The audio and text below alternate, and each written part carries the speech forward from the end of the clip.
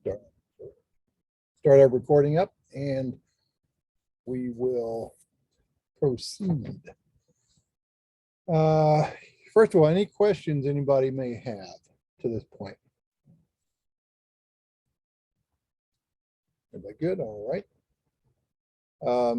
So let's do a couple of things.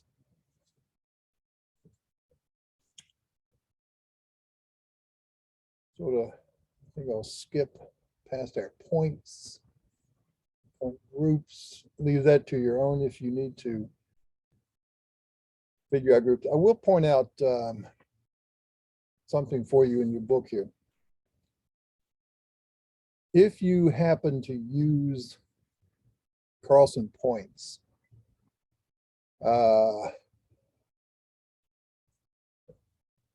it might be Todd more so, but there's a nice little example of using points, in this case, to just draft, as a drafting aid. And it's on page 17, and that's under point groups. We call property corners. And we basically, in this exercise, we selected, this line work, created points at the ends, and then we had it draw in all the points without the point numbers, descriptions, and elevations, just the symbols showing. And so that helped to annotate our drawing. So that's just, a little nifty example. So now let's get into the crux of our work. And we'll talk about our surface modeling and what we need to be aware of. Let me ask you guys too. My furnace kicks in and out, and it's fairly near where my desk is sitting. Can you guys hear me okay, or do you need me to switch to my earphone microphone setup? I can hear you okay, but the middle of your screen says this meeting is being recorded. Okay, okay, so say that again now on the screen. It has the picture of your video, and it says this meeting is being recorded. And it's right in the middle of your screen. You should be able to click got it, and it should go away. Yeah. You can still see the screen that I'm sharing. Yeah, I got it. Okay. Okay, good. And you can still see the screen that I'm sharing, right? So you see this. You see this? Correct. Okay, so we're good. So that was just a notification, I guess, that you could clear out of the way on the recording. Good. All right, so we're going to talk about our surface modeling. And on page 18, numbered to page 18, it is the 24th page in the PDF file. It's where we start talking about terrain modeling and surfaces and what they mean and how they are used. Now, Todd, I imagine since you're doing a lot of drone compilation and maybe some LiDAR compilation, first of all, a lot of that kind of surface modeling is really sort of point heavy. So you're going to basically, blanket the whole world with points, and then you can throw away a lot of those just to model the surface representatively, which is fine. But if you were to do things out on the ground as a surveyor, and I would say that you've probably done this as well, you don't need to get, let's say you're surveying along a curb line. Well, you shoot the back of curb, you can walk 50 feet away as long as that's a continuous change and it hasn't changed horizontally or vertically at any particular spot between those, other than just a constant change. Then those are the only 2 points you need to get. And you can have the software interpolate in between them, right? That is correct. Yeah, so what we're going to talk about here is sort of some of the basics. I'm going to let you guys, I'm going to read all this to you, but you know, we've got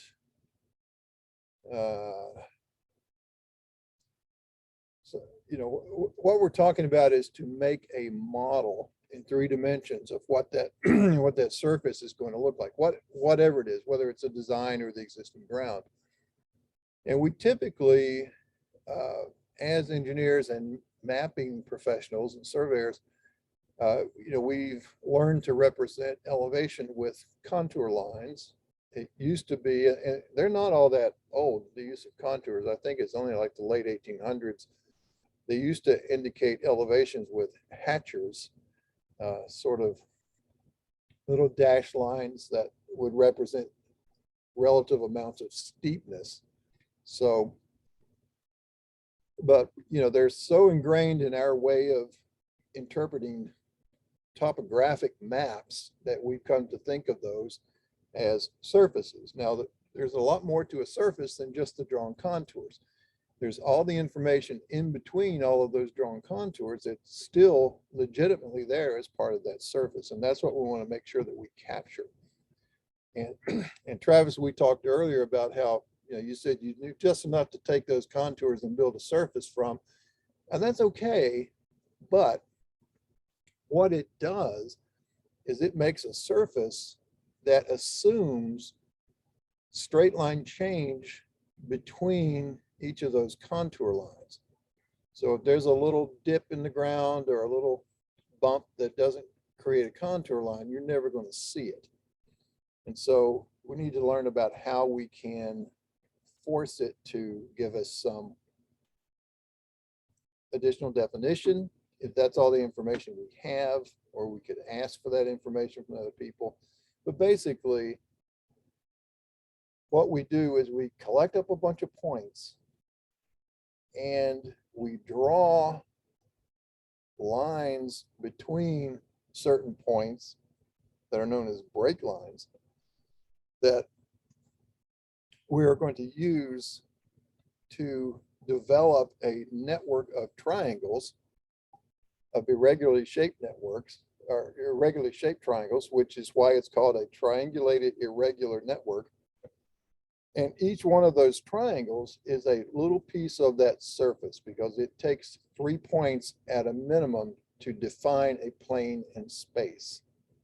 And then all of those are just joined up edge to edge, stitched together, and as an aggregate whole become our surface. So if you look at this little picture right here, here's a classic example of some of the problems that you could have if you're not using break lines. And if we just let the software see those 4 points, it's going to form these triangles based on an algorithm called Delaunay's principle, that there's a bunch of pretty rigorous rules about how it decides those. But in general, the net result is we can't really predict each individual triangle that gets formed. And what it does is it sits on a point and it looks all around it. And when it sees another point, if there's nothing in the way, it is free to then create a triangle edge between those 2 points. The assumption being that it changes constantly between those 2 points. So 100, it looks all around it. It sees 110, 100, 110, but it draws over here to 110, it draws down to this 110, and then maybe it was sitting on this point here in the northeast at 110 before it got to this point, and it looked across and saw this 110 and it drew that line. Once that line is formed, and it's done in memory, you don't ever actually see that. Once that edge is in the way, when it gets to this point, it can no longer see across that edge to see this point over here. And so it ignores that point and it only draws up to the points that it can see all the way around it. Okay, so that then effectively becomes a break line. So this 100 down here can't look across and see this 100, and neither can that 100 look across and see this one. So these triangles are free to form this way. They are also free to form this way, where if this one got built first instead of this one. Now, this is our classic saddle, ridge, or valley. So if it forms this way, the shape of this structure would be 110 runs across to 110, and then it falls off to the right to 100 and falls off to the right to 100, and that makes a saddle ridge. Whereas the shape of this one looks at 100, goes across to 100, but it rises up on this side to 110 and rises up on that side to 110. So that forms a valley. And those are two completely opposite different landforms, and they would either one be formed if all we gave it were the 4 points. So our job is to understand out of our data set using points, which of these conditions is real. So if we're out there surveying on the ground, we're going to know that we're down in the bottom of the valley and these are points higher on the side, or we're walking along a ridge in this way and these are points off to either side lower than. So we could decide based on our knowledge of the ground what shape that actually takes. And we have to go in and draw those lines in before we triangulate the data so that it prevents this from happening if this is our situation. Okay, everybody follow that okay? And right here's a little good idea thing to notice, that all we need to know about break lines is really, it's nothing more than if it's an edge out there on the ground, we need to make it an edge in our data set. So things like backs and tops and bottoms of curbs, edges of hard shapes like edge of pavement or parking lot edges or center lines of a road. So you can see down on this picture, for instance, if I had a point out here on the center of this road, a point up here in the center, but I had points over here and points over here, if I don't draw that line in, it's free to create triangles across from those two side points if it gets to those first, which would make this never show up as the crown of our pavement. So here's a classic example of that right over here.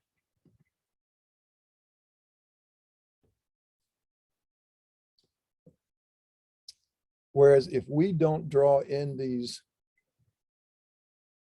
you know, the gutter line, the face of curb, the top of curb, the back of curb, these points are free. See, B could actually form a triangle up to F, which means it would assume that that ground goes from this elevation to that elevation all along that line, and it doesn't. It goes down to this point here and then up to this point here. So when we draw this line in between C and D and all along that feature, that keeps B from seeing F, it keeps C from seeing G, A from seeing E, and that's reflected over here. So these triangles now would form like they do in the right-hand example, and you would model that structure correctly, okay? So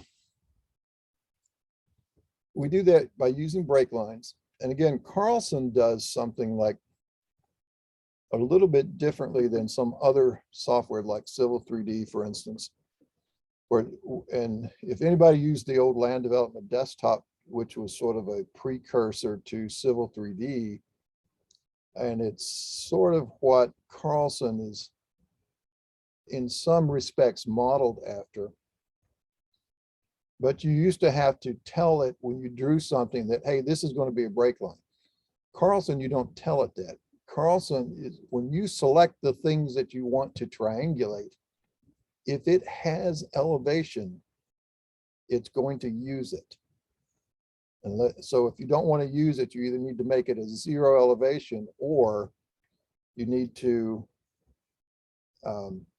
not select it when you go to triangulate your data. Okay, so, and again, the only thing we need to be aware of is that we need to create the edges. Now, when you're surveying out on the ground, there's another feature in the survey module called Field to Finish that lets you, as you're surveying, go along and based on common point descriptions, you say, okay, collect all these things together and draw lines between them. So it'll do it automatically for you in a lot of instances. Sometimes, though, you have to draw them in yourself. And that's what we're going to take a look at. Okay, so further discussion in this category here is we talk about some of these data sources, whether we're using ground elevation, and this is any kind of surface, whether it's elevation of the ground, which is what we're mostly concerned with, or even population density, temperature variations, all of those different things, we can create a surface out of that data. And then, you know, it can be a series of points like you see over here on the right. It can be a series of collected points and drawn three-dimensional lines that you see. And so we need to make sure that our data is going to give us what we're looking for. Okay, so we have different ways of evaluating that. If we're using a bunch of points, for instance, we can look at elevations, in which in this particular data set you're looking at here, this was called DEM data from a USGS quad, the digital elevation model. And these are all regularly spaced grid shots with elevations over here on the right and the X and Y or northing and easting, whichever way that is. I don't know which one that was. But we can use that as our set of points. Now this has no breakline data in it, and that could be all that we care about. Let's say, you know, you're modeling an entire, you know, half of a county or something. Travis, like maybe you're looking at an old strip site that covers many, many acres. You know, that may be all the data that you need, and you're willing to live without getting those little nuances in between it. And that's perfectly fine. You need to understand what it is you're after. So if I'm doing generalized watershed analyses, that may be sufficient for me. But if I'm, you know, really trying to model, say on a local commercial site, I want to make sure I get all my gutter flow lines and any of those little bumps and drops that I need to make sure I pick up, then I'm going to make sure I need to model it that much tighter so that I can get what I'm after in terms of like ditch flows and pipe flows and such. So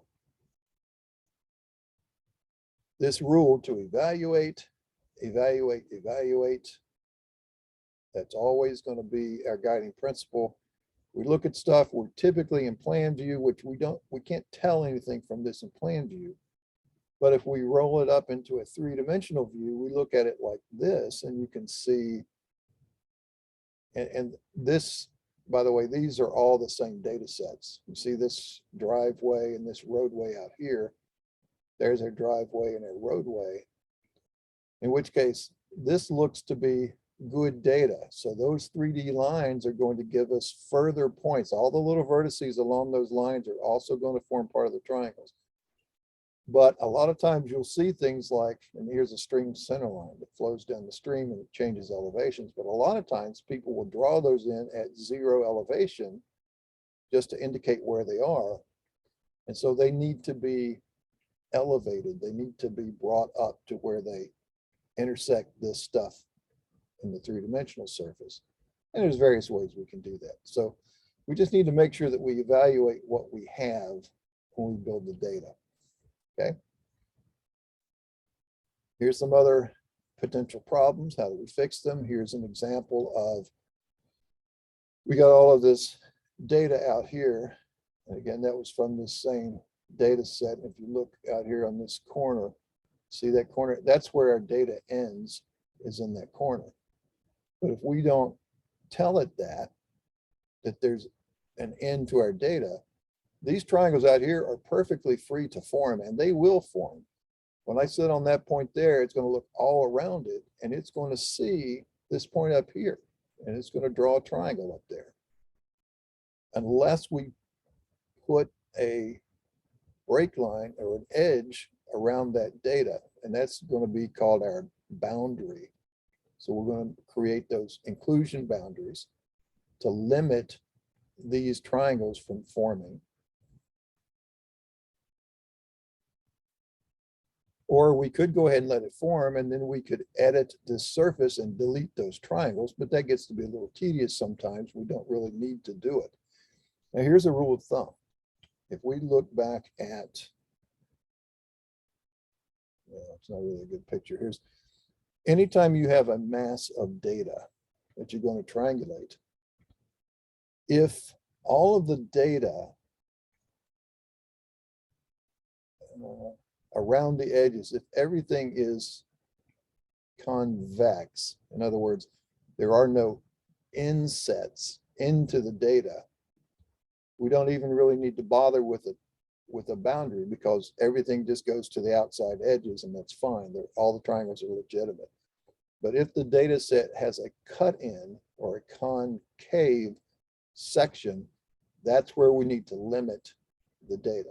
And so just as a general rule of thumb, if we always put a boundary on our data, regardless of the shape, we'll always pick that up. Okay. So you can see in this example, and we'll load this file up here in a minute and do some work with it.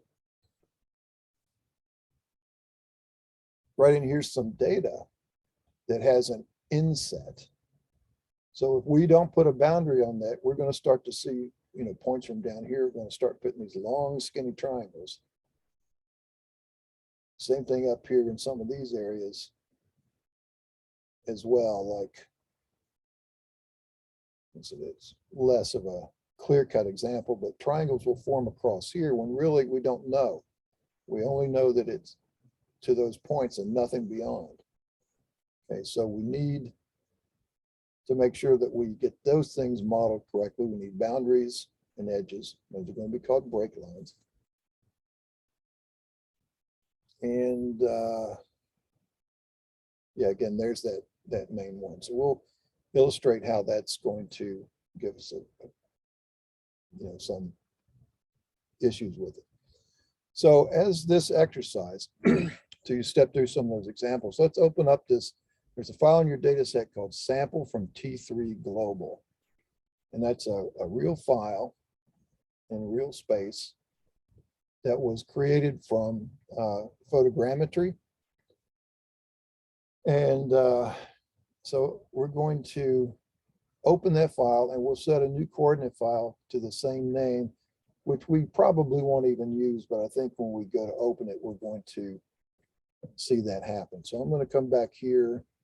I'll close that file I had open, not save the changes. And I'm going to say open files. And now I need to navigate to where it is that my files are stored. So I'm going to come down to my Carlson projects. Oh, not that, but Carlson projects here. And here is my data set. And over here now are my files. And I'm going to look for sample from T3 global. And I'll open that up.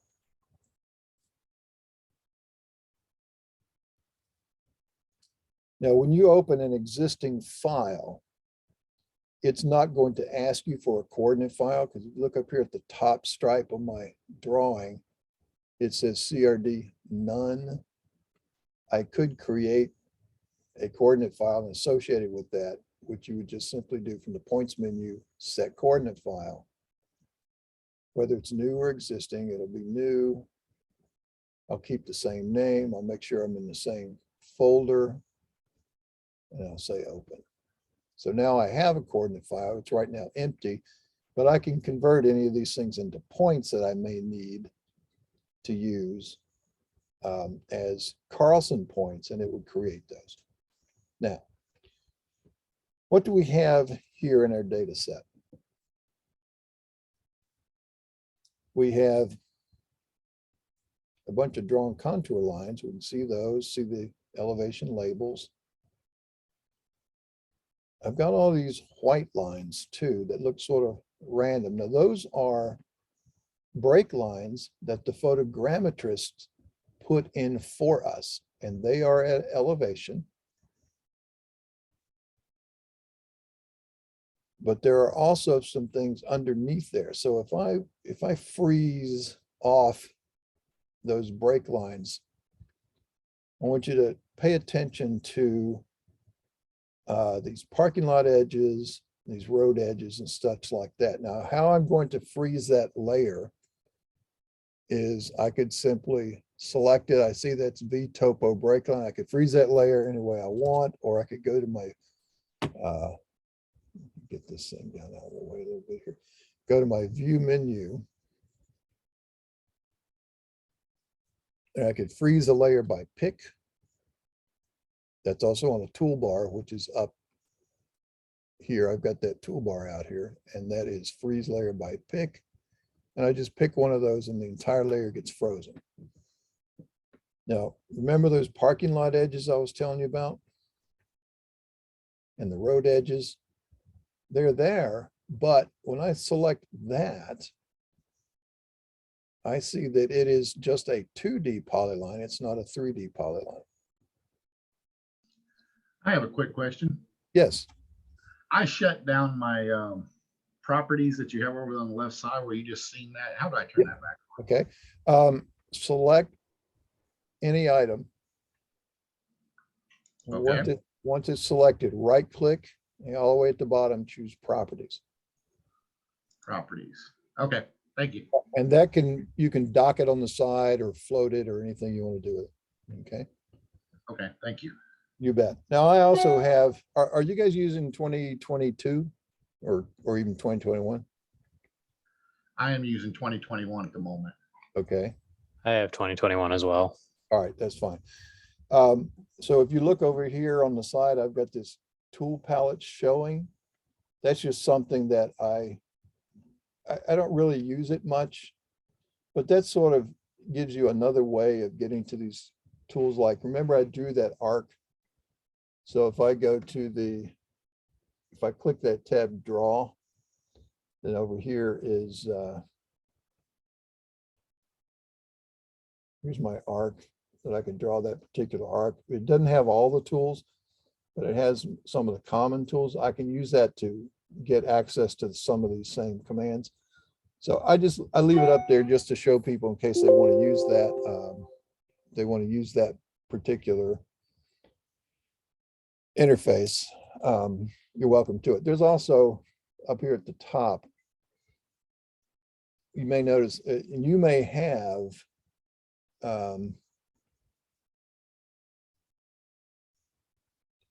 this where you've got your ribbon.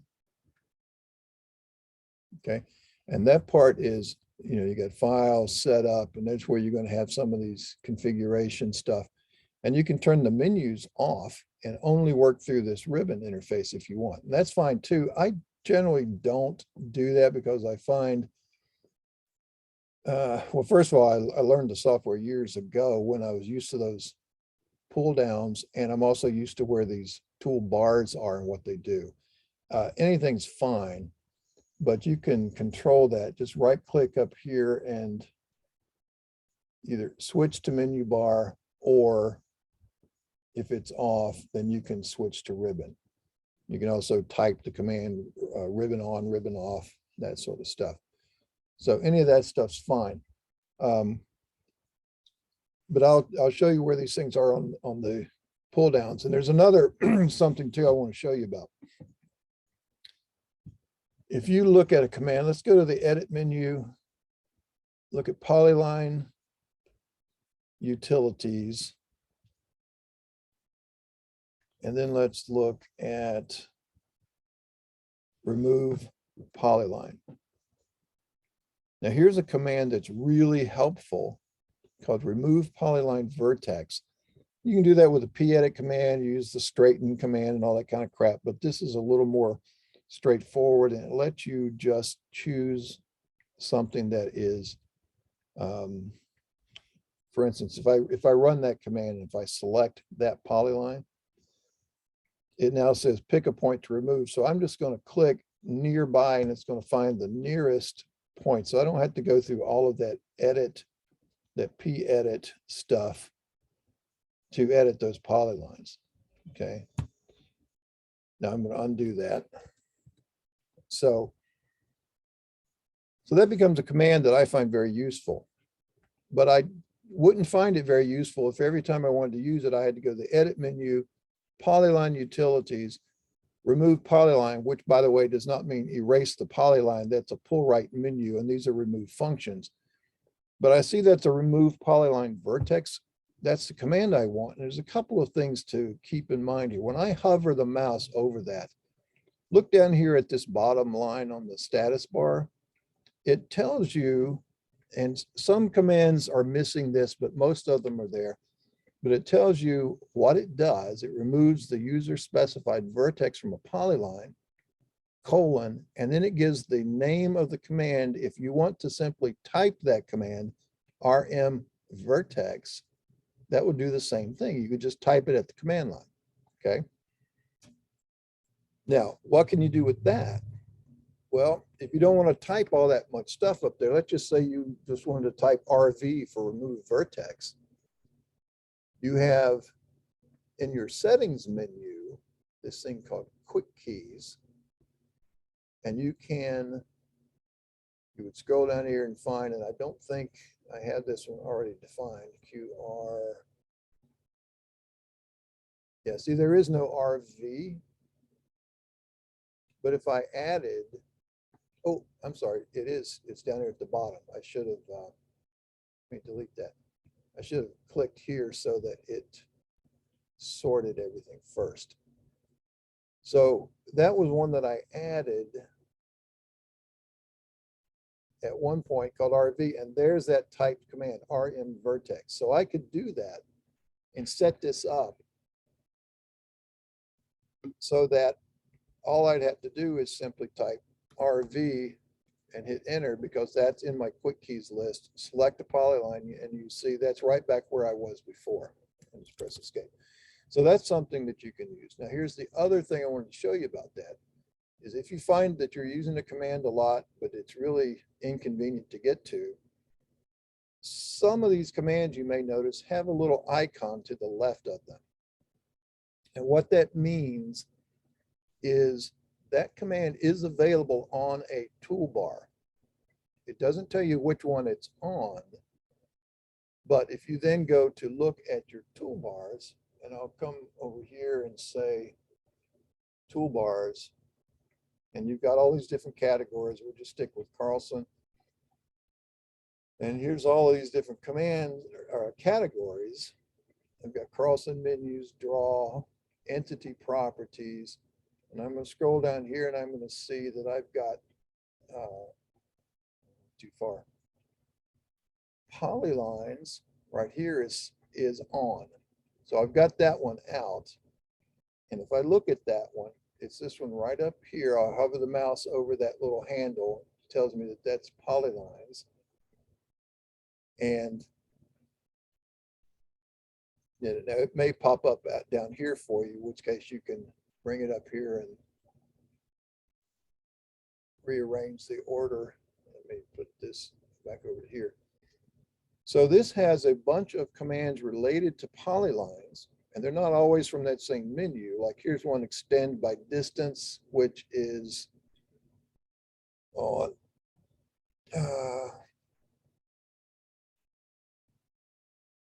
extend by distance. You see that icon? And that's that same icon.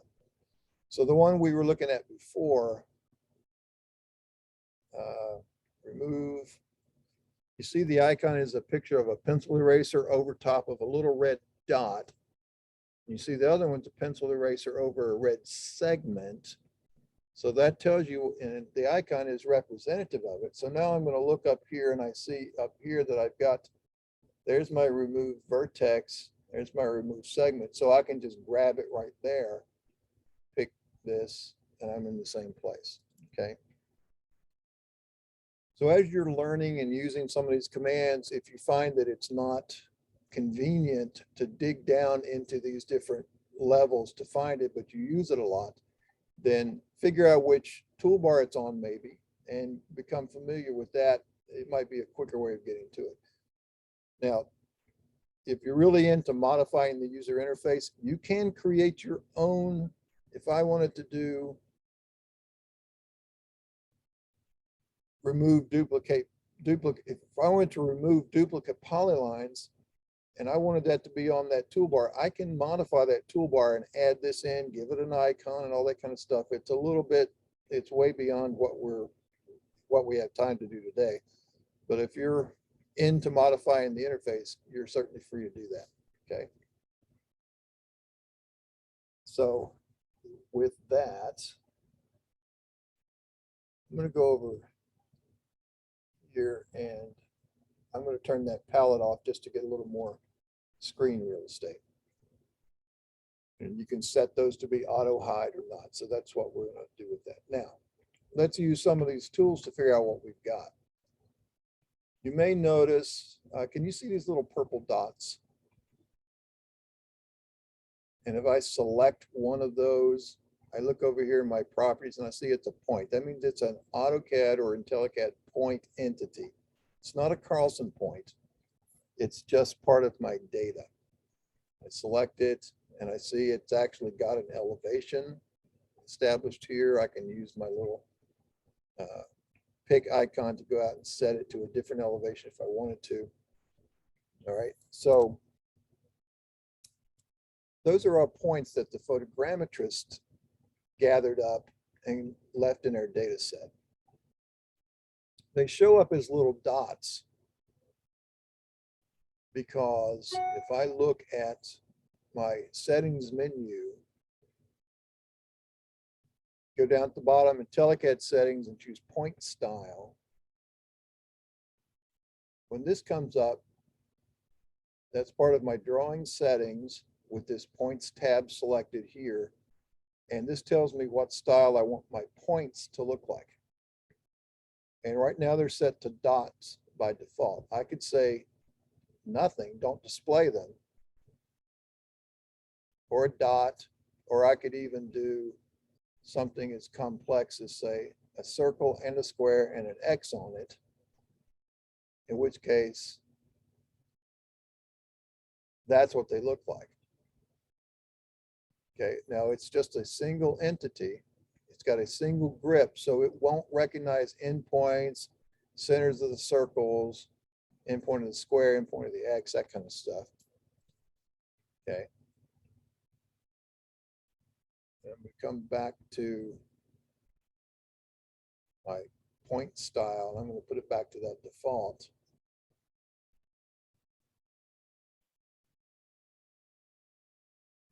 And now they're back to that. Now, one of the things I point that out to you for is because if you're dealing with AutoCAD files from other people, they could have had something set up like this,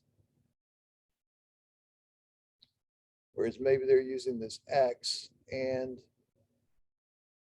maybe they said they wanted it to be, you know, particular. So if I zoom in and out, there always that 10% point size, or you sometimes will even see something like this, whereas they're always a particular size, you know, a given size. Let's make them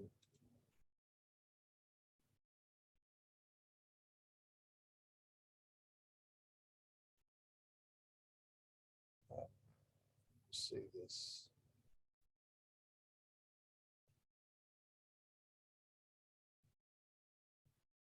Let's see if I.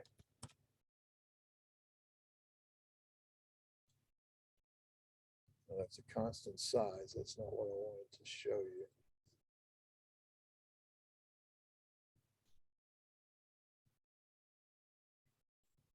All right, so there's 5% of the screen, but when I go down here, see how big they get, and they keep changing so that they're always that 5% of the screen. If you get something like that, that's where you're, that's what it is you're seeing, is this style that is controlled by this, and it governs CAD point entities. Now, where that gets confused is if you create a point, I'm just going to my points menu. I'm going to draw locate points. I'm going to change this to be that same little symbol as an X. And I'll just screen pick, and I'm going to drop a point right there. And looks like I did not turn on my elevations or my point numbers.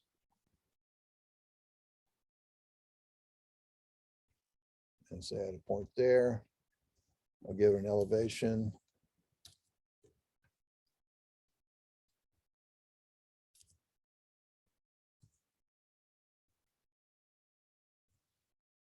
And maybe I'll double click it and set its description. Oops, to test. All right, so there's a point, a Carlson point. But a Carlson point, if you remember by our picture in our book, there is a point entity right in there. Now this is all grouped. Remember, I've got 3 things in my group. I've got just a point, and I've got the block that is this drawn X and this attribute, point number, elevation, description. Okay. So if you had the point style set to be, let's use this one as a plus, you see they're going to look like that. Now, if I were to draw a linear feature, and down here on my object snapping, I've got endpoint turned on. And if I want to say, grab this point, if I'm way out here, and if I just sort of pick out here, you see, that's not really where that point is. The point is right there. Okay, so that's where I really wanted that point to start from, or where I wanted this line to start from. So you could, and what it's doing is it's snapping to the endpoints of the drawn Carlson symbol, but the point is at that middle point, middle location. So if you ever see any of these things like that, double check this point style. And that's why we typically leave those as just the dot. And the dot is still there, but it's underneath that symbol. So now if I want to draw a point, I still have to be aware that I could accidentally snap to object snaps as part of the drawn symbol. Whereas back when I had those points as X's and pluses and squares and stuff, it won't find those. That's just the graphic that it uses to show it to you. Whereas this is a drawn entity. It's a drawn graphic block. Now, obviously, if I just typed in a number 2, that goes right straight to the point. If I go over to here, it could get that, or it could get the midpoint. Now, one other thing to point to, that if you're using points a lot, there's another setting right here called point object snap on and off. That's a Carlson setting. It's not a CAD setting. So if that is on or off, and now if I point to, say, this green part of that text and click, it's going to miss that point.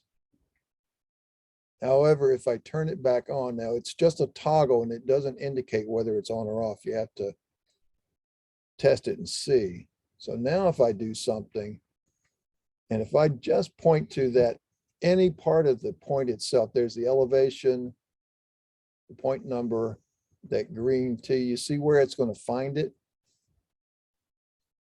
Plus it pops up a little box, tells you the point number, northing, easting, elevation, description, and the coordinate file it comes from.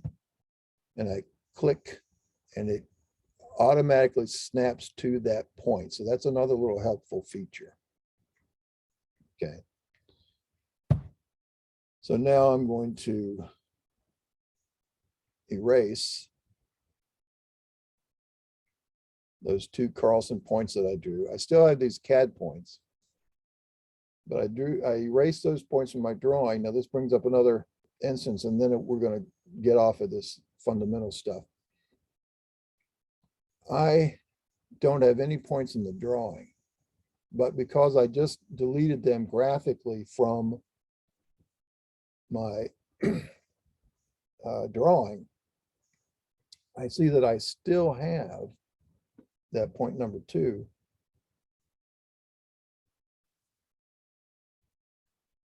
I guess that first point, because I didn't have a point number, it didn't store it. But when I had that point number 2, it's still in my coordinate file. And I can always go back and, just draw locate points. And this time, instead of screen picking, I'm just going to draw a range and type point number 2 and be done. And there's my point number 2. And I, for whatever reason, turned that off of here, and should also be up here as well. But so if you want to get rid of a point completely, I would go to my points menu and choose erase points. So I'm going to do it with a Carlson command and not just a graphic command. And looking down on my command line, I can select those either by picking it from the screen, or choose a point group, or by number, in which case I'll take by number and I'll say 2, or even I could type the word all and it will get all the points. And said, do I want to erase them from the coordinate file? Yes or no? And if I said no, it only takes it out of the drawing, but keeps it in the file. But if I say yes, it now asks, do I want to delete the symbol out of my drawing file, which I'll also say yes. It asked me to confirm, yes. And it's now gone. And it is also gone from my coordinate file. Okay. So we will probably set the points aside. I'll let you go back and explore some more of those a little bit in detail. Now, let's remember we froze off that set of those drawn white lines. And this is typically what you would see. You might even see, I'm going to freeze by layer, and maybe I'll freeze off these points because they're not really adding to our map necessarily. And this may be what you get from somebody else. And you say, well, I can build a surface out of this information, but the only thing I have that's got elevation on it are these contour lines. And I can tell that by spinning this up, and I see I've got contour lines and text. Now, the way I'm doing that is I'm holding the shift key, pressing down the middle mouse button, keeping the shift key down, and then the middle mouse button down, and then moving the mouse. So that lets you look at that real quickly in 3 dimensions. And to go back, I'm going to type the command plan. hit enter. I enter one more time to use it with the current UCS, user coordinate system, and it puts me back in plan view. Okay, that's one way of doing that. There's another way, and we're going to learn to use this a little more deeply as we go through. That's on our view menu, 3D view. We have two that we're going to use mostly, drawing viewer and surface file viewer. And it's really the same viewer. It's just a matter of what it loads into the viewer. The drawing viewer will prompt us to select things in our drawing, and it loads it into the viewer. A surface file viewer will prompt us to choose a surface file that already exists, and it loads that up into the viewer. So if I go to my drawing viewer, it says select the entities. I'm just going to type ALL for all. It still says select entities. I'm through selecting, so I'm going to hit enter to finish, and I'll get this viewer up. Now that viewer might come up and look like this. It may also be set to different colors with a stripe over on the side with different elevation ranges, which we'll talk about that when we get to it. It's also resizable, movable. You can maximize it on the screen. And now, once this is in our viewer, we have means of, changing our perspective. We can see, the shape of what those things look like in 3D. We can, look up underneath it, zoom it around. And there's a couple of secrets on, or tricks, I guess, on how to view things and how to set your viewpoint if you're not familiar with this real well. Is if you come over here on the right-hand side, make sure you're on the view control tab. And on the right-hand side, lock this middle axis, this Y button. I'm going to go back to my zoom previous or reset to plan view. And it puts these things back to my plan view orientation. And if this is locked, that's going to help us navigate this viewer around. Now, your icons are going to be slightly different. I think 2022, they changed the way these look, but they're similar to what you're looking at. So how we set, oh, by the way, here's another little quick toggle up here. See this ignore zero? And you see if you uncheck ignore zero, then all of those things at zero elevation will show up. Now, notice they're not exactly lined up where they should be until you get way out here because it's a perspective projection. Okay, but that at least tells you that there's stuff down there that's at zero. So typically we will have it set to ignore zero unless we need to check something. All right, so back to plan view. If I'm looking at it in plan view, here's how to set where you're looking along certain features. If you lock that middle axis and leave that locked, and then you see these buttons right here. There's this pan mode, and then there's this rotation mode.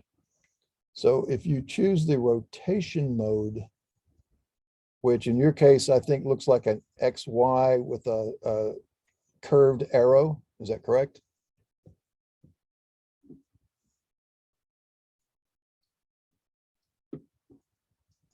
Yes. Okay, so that's the one you want to control the view, is you're going to get that. Now there's several motions. If you notice, as I move my cursor in from the edges, it is shaped like a Z with a curved arrow, which means that's going to let me spin around the Z part of the axis. But if I get into the middle part of the data set, it switches to X and Y, which means if you've got it set to X and Y, if you click and hold the left button on the mouse and then move it, you can change it. Now, Y is locked. So even if I go back and forth in the Y direction, it won't spin. If I unlock it, it will. Okay, so I'm going to lock the Y. And here's the trick. Let's say I wanted to look down this ditch line of this road from this direction up here. I want to look down in that direction. So the way you set that is you can zoom out a little ways, and you want to consider or pretend that you are standing in your driveway and you have a garage door. It's a solid door. It's not segmented. So you're going to need to pick the garage door up and open it up. So pull the cursor down toward the bottom, but not so much that it turns to a Z, and click the left button and grab it and hold it and then push it up, and you can go back and get another bite. So what you want to do is you want to lay it back to where it's fairly oblique, not all the way up, but just something like this. Okay. And then once that is at that angle, then drop down to the bottom where it's a rotate around the Z and spin it now around to line up with the way you want to look. There's that ditch line. And then just point to it and use the wheel on the mouse and zoom in and out. And then you can fine tune that as you need. Okay, so just get familiar with those motions. They'll become second nature to you at some point later on. All right, so go back to plan view. And I see that, yes, these are things that have, put that back on. Let's see here, plan view extends. There we go. So these are things that are going to help you verify that you have things at the right elevation. So let's say if I had something like this, and here's the contour line at 1310, but let's say whoever made this file, instead of 1310, they actually, were a little bit dyslexic and they called that 1130. Okay. When we look at this in plan view, there's no indication that there's anything wrong with that. And now I'm on this surface menu, which has that 3D viewer icon on it. There's my surface file. There's 3D viewer, same as view, 3D, drawing viewer. I'll select everything.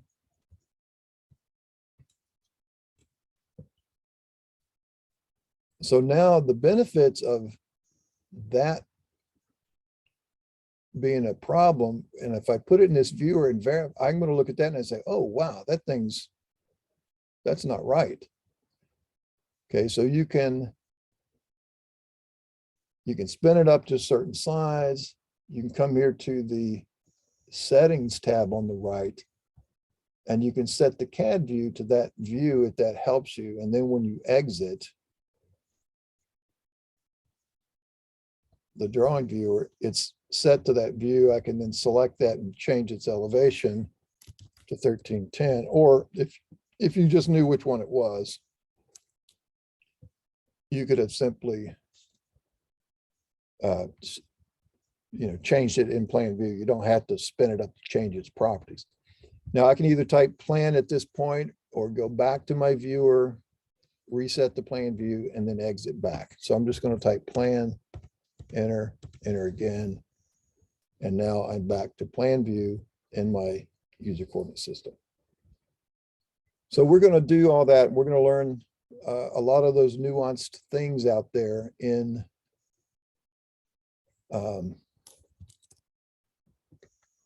the 3D viewer as a means of helping to identify, what's good. What do I have here? That is a little stray polyline. Whoops, sorry. If you zoom out here to the side, there's a little stray polyline out here. Do you all see that? If you do, go ahead and select it and delete it. It's just something that was left over from one of these structures. that they had in the wrong place. I don't know if that's in your data set or not. It may have been something I accidentally copied, but it could be in your data set. You don't need it. All right, so now, if I were to create a surface, and this, Travis, is a lot like you create yours. If we do that with the primary tool to create a surface, and that's on there, surface menu, triangulate and contour.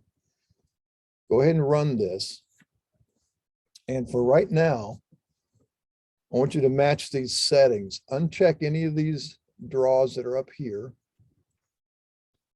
Turn on that you want to write the triangulation file and hit the select button.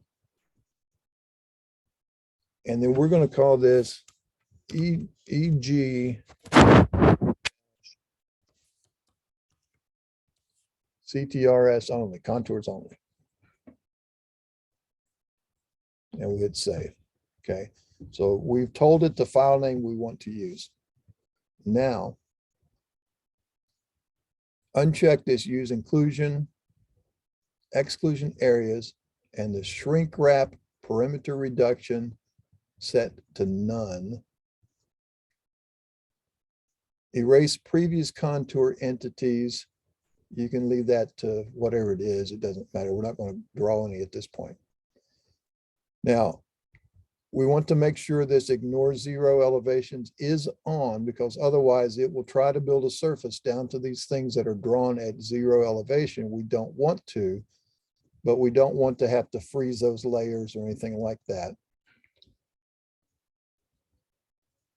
Your minimum or maximum edge lengths for interior and exterior, just leave them something like 2,000 feet. So if it's going to try to draw a triangle from here up to here, and if that was 5,000 feet, it wouldn't draw that edge, but anything within 2,000 feet, we'll say go ahead and draw it. Let's uncheck this densify for now. Uncheck all of these. And then on the contour tab, uncheck draw contours, because we already have them drawn. We're not going to draw them. And of course, that means the label tab will not be active because there's no contours. And then double check on the selection tab.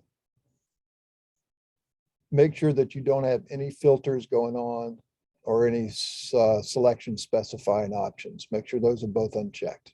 Okay. Once that's done, you can come back to the triangulate tab if you want. It doesn't matter. Choose the OK button and now read your prompts. It says select entities. We look at the line above that and it says select the points and the break lines that you want to triangulate. Well, you can just draw a window around everything or type the word all, however you want to select. And it still asks you to select entities. Once you're through selecting, which we are, just hit enter. And it'll go through a bunch of stuff, tell you at the end of it that it wrote that file. Okay. So a lot of training classes will tell you, hey, congratulations, you just made your surface. All right, you did. But let's take a look at it. So I'm going to go to view. I'm getting the error cross-line breaking and vertical edge. Okay, go ahead and press exit. We'll get to that a little bit later after lunch. Go ahead and press exit on that and let's do it again. I think you still have your drawn white lines on. Do you have these things showing up? Oh, I might. In your drawing? If you The still have break lines. Okay. If you still have these on, let's go to the view freeze layer by pick and pick one of those white lines. And then before you end it, go ahead and pick one of those little purple dots. And once you've turned those two layers off, hit enter to finish. I would guess that when they originally published some rules, they tried to say they anticipated money was only stuff you could apply for. Okay. All right. Now let's go back to the triangulate and contour. Whoops, sorry. Yeah, I just don't like that. If they like least. And now you shouldn't have to I think change that whole anything clause in off. that thing of You say community okay, building, development, you can stuff overwrite, say available yes, for the like your data. I think that sounds very much like. Finish your something selection that set, and you should see that it has written. Okay, yep, now it wrote it. All right, so now let's take a look at the file that we just created. And we get a sense of when we view I think it would wait a this in our viewer, you can sort of get a sense of, you know, that road should be fairly smooth. You know, looking like that, you'll get a sense of what that should sort of look like. Let's go to our view menu and choose 3D view, surface file viewer. And we're going to come down here in the recent files list and choose this, or you can choose it from the top. There's several up there already. And we'll say open. And it's the same viewer, but this time it's going to show up as a surface. Now, it might look like this, in which case you can click on this little icon that shows the colored, the filled in squares or triangles. Okay. And you may or may not see the contour. I'm going to turn off my display. So it may look like that. Now, I see a bunch of things over here where I knew I didn't have any data. I never watched that. See a bunch of choppy looking things in here. Look at my road. And the middle quotations appear so many times in cops. These aren't my thing. I look down the edge of that road, which should have been a nice smooth edge of pavement or a ditch line. I can see I've got those dreaded stair steps. I'm going to come up here and grab this little light source. I'm over on the right-hand side, that little blue circle, and I'm dragging that light source around to change my shadows. And I can see that I've got some, you know, I've got some problems with this. If I wanted to model that ditch line, and especially if I were going to construct that ditch line with a bulldozer using machine control, that bulldozer blade is going to go nuts over there.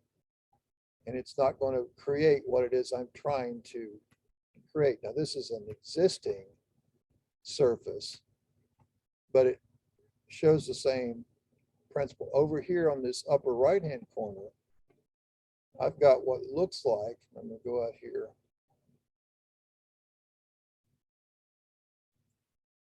See, I've got something that looks sort of like a big giant loading ramp that comes up here, and it's not really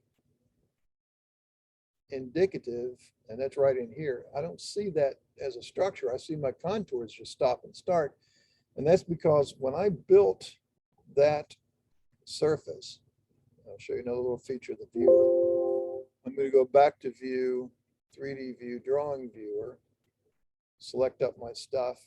I'll put this drawing viewer in. Now I'm going to go over to the right-hand side and choose the model tab.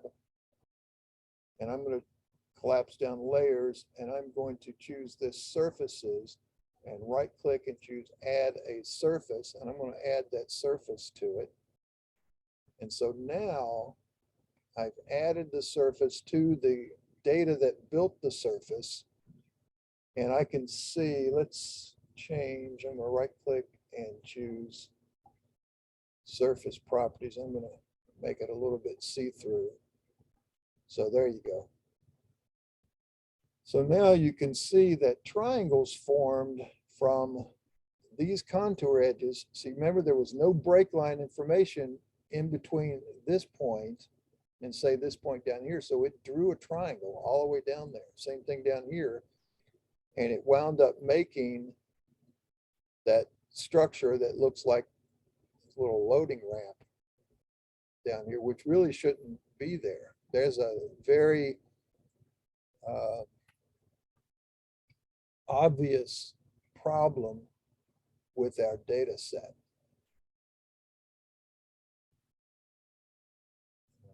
Set this back up to full opacity.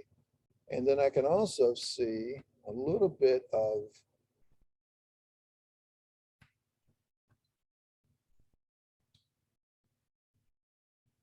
see some issues down here where this stream Thalweg, the stream center line, like, it should go from, say, this point smoothly around to this point, smoothly around down to this point. But I see there's a triangle that formed from here across to here because it saw that point as the vertex, saw that point, and there was nothing in between. So it formed that triangle across there, and it shouldn't be there. It should go from that tip of that yellow contour all the way up to the tip of this green contour, so that these edges go down to meet it and come back up to meet the other contour. So that's an example, and you can see how planar it makes these chunks in between these contour lines, because I don't have any kind of break line information shown when I selected that data to build the contours. You see these big flat triangles? And if you want to see the triangles better, go to the settings tab and choose display triangle edges. And there you can see how those triangles formed. Okay, so we would need to modify this data set. We need to add in some break lines to prevent this stuff from happening the way it did. Okay. So when we come back here after lunch, we're going to take a look at some of the techniques we can use to do that with. And then when we're all said and done, we're going to turn our break lines back on and show you that, they've already collected the break lines for us, but you don't usually get those when you get a contour map in from your mining company. You just get drawn contours and you get nothing else, even though they may have used break lines to create those contours. Again, I'm modeling from these drawn contours, and where the contours are, it's good, but it's in between the contours where we start to see some problems. So we're going to learn how to fix that. And of course, if you get the surface file directly, either from a land XML file, or if they give you the data set and you can convert it, you won't need to do that. Or if you can get, in the same case where you've got the drawn break lines as part of what they gave you, make sure you turn those on and use them to create the contours. Because what exactly are contours? And contours are really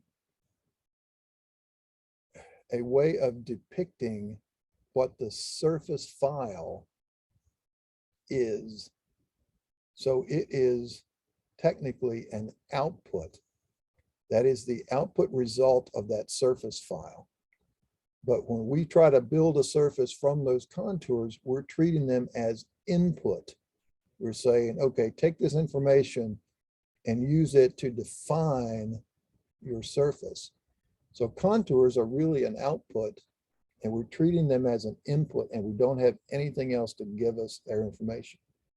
Now, all that being said,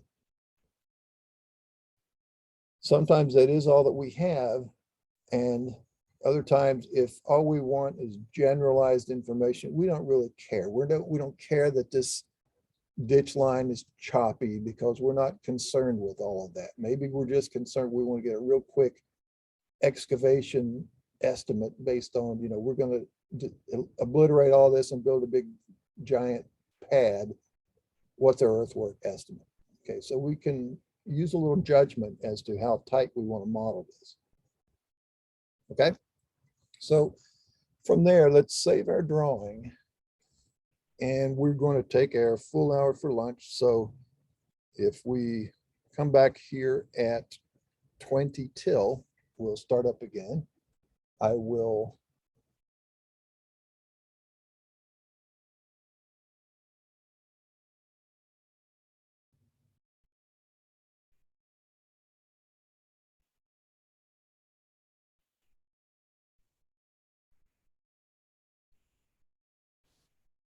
all right, Todd, I see you're back. Thank you.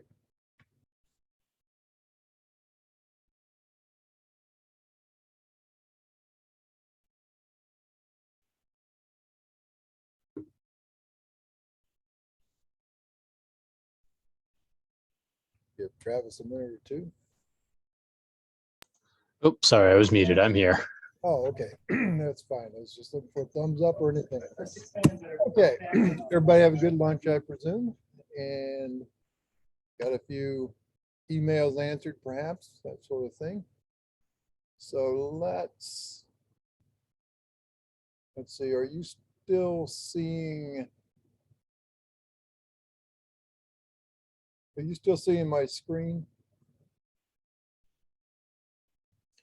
Yes. Okay, good.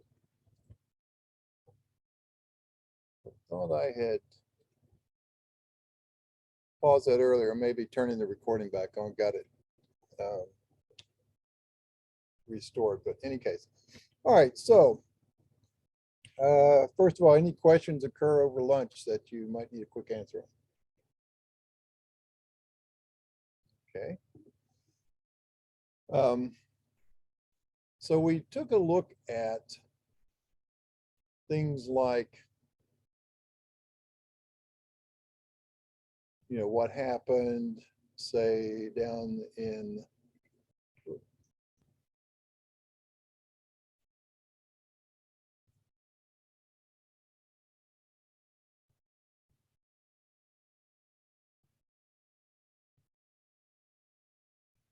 down this edge of this road, and all of this is because when we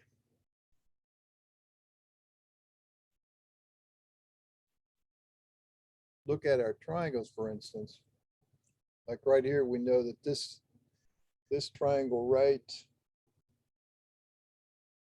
here shouldn't have formed because that made it in this little step up. And we can see, right there, that the edge probably should have gone, say, from here straight to here, so that this line should not, at this point here, should not have been able to see this point. So we needed a break line in there. Now we can add a couple of those break lines in. And I'll show you how we can do that fairly quickly on a couple of places. But again, in this particular data set, we're going to be able to use the break lines that they already provided, and you'll see how that will clean it up nicely when we get to it. So there's a couple of things you can do. Let's go ahead and view the surface. Go to view, 3D view, surface file viewer. And if you choose that file that you made, you'll come into viewing your surface like this. If you're seeing this, go on the view control tab, click this icon right here. It looks like a little fishnet stuff. And you'll color those in. Now, a couple other little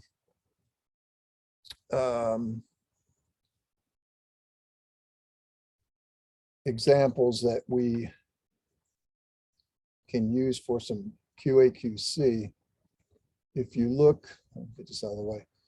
Again, on the view control tab, if you look at that color by elevation and pull this down and look at all, then this is a good way to view your surface, just to spot any particular outlying regions.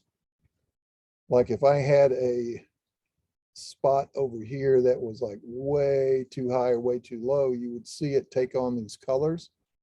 And you see the range of elevations goes from, looks like 1282 up to 1339 or so.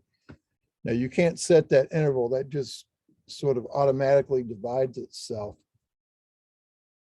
and spreads it out. So what you're really looking for is a fairly even distribution between lows, highs, and mediums. And those colors can also be set on the settings tab. There is a button about halfway down that says set colors, which you can set the high elevations. You know, like if you want it to be, you know, white like snow, green for the middle, and blue for water, for instance. You can set the contour elevation and the triangle edge elevation. You can set the default colors. That may or may not be in your version. I'm not sure yet. So if I set white as my snow caps and blue as my water and green, you know, it looks something like that. So you can get a sense for that. I'm going to actually put this back to red just to keep it on the defaults. All right, so if you were to look at your data set, now we're looking at the surface file, but had we been in the other viewer and looked at the data that's in the file, this set of numbers over here is another quick QA/QC tool that we can use that will, let's say we had something that was set way too high, like at 13,000 feet instead of 1,300, then you would see this number over here would be really higher than you knew the ground to be. So you know that there's something out of whack. We also obviously have, you know, this tool that we can physically view it and see if something is sticking out as being out of shape for what we need.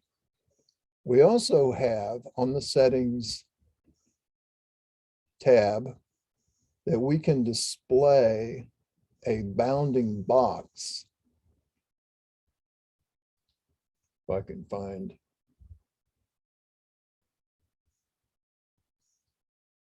where they moved it to, maybe it's on the,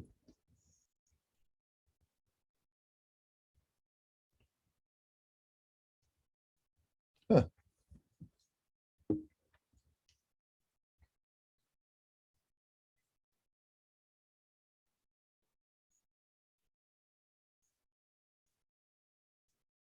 Well, you probably have it. Looks like they've taken it out. Oh, here it is. I'm sorry.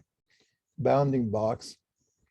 You can do, you know, box with labels. And that will also show you. Now the labels part may be missing for yours. It may just be show the box. But this is another good way of looking at our data. For instance, if I go out and I'm going to just draw a little polyline here.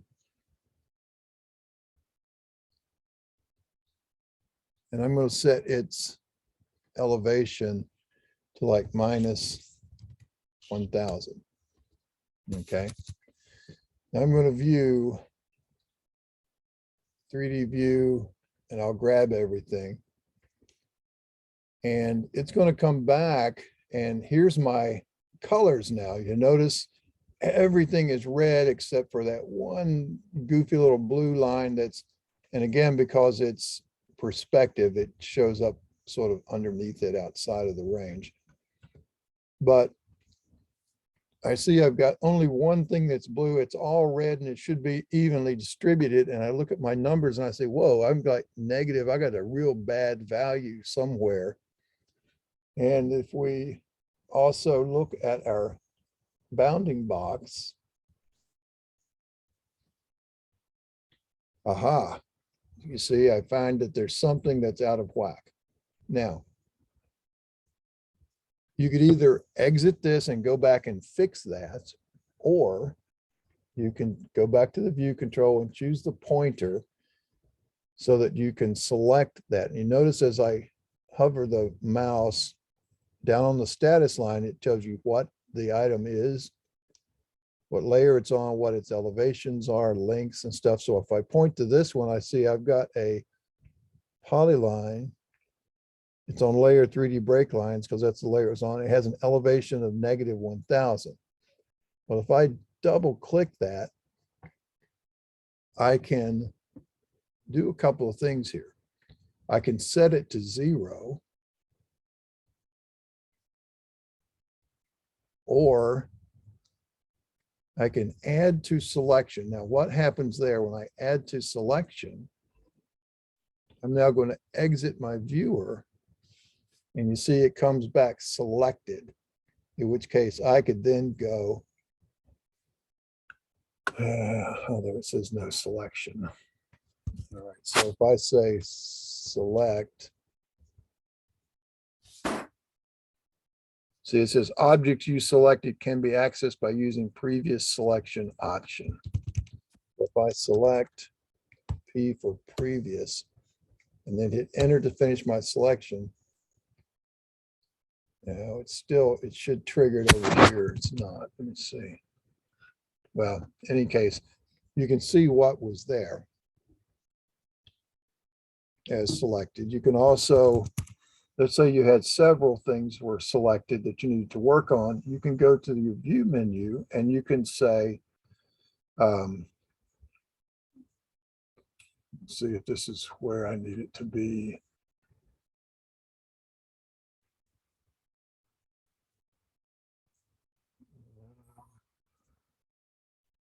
Oh, here it is. Show or hide by selection. You can isolate by selection. And if you choose that, it asks you to select your entities. You could type P for previous, and then everything else turns off. You can make your changes, do whatever you need to do with it, change its elevation. And let's just call that one 1310, just to get it up where it was. And now we go back to view, show hide by selection and choose show all. Now you can select in view in the viewer. Now you see we're back to where, even though it's a little higher than what it should probably be in that location, it's at least within our bounding box. Okay. So those are some of the tools that we can use.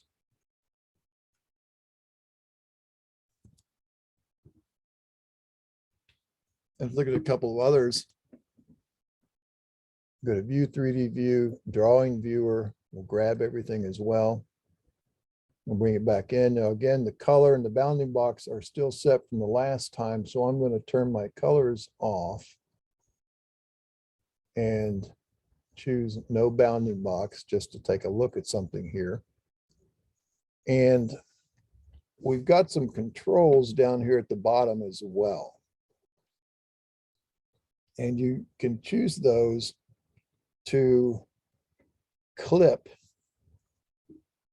And if you clip, see, this sets the location of the front clipping plane. So if I'm in plan view, and as I drag that to the right, watch what starts to happen.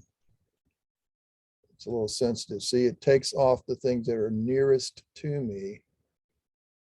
And if I, so those are now the low spots.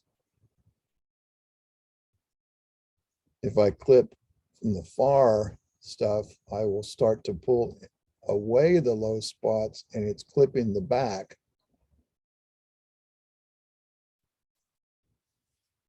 Now, in this case, top and bottom are going to be the same thing, but if I were zoomed up like this and now clipped the near items, you say I can use it to just sort of get things out of the way for me temporarily.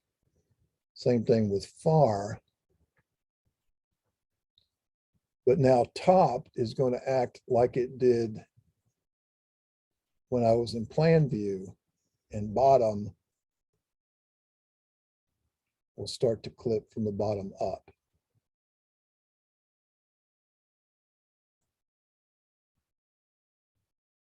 Whoops, there we go. See how that works? And you can also type in given elevations down here. And it also shows you the max and min elevations. You can synchronize front and back and top and bottom so that if you move one, they both start to clip out. So just, any of those things that can help you to visualize your data could be useful. So, don't get lost in the weeds on all that stuff, but don't forget that those tools are there as well. Now, coming back to our surface, let's go back to 3D view surface file viewer. and we'll get the surface that we made that had those issues. Let me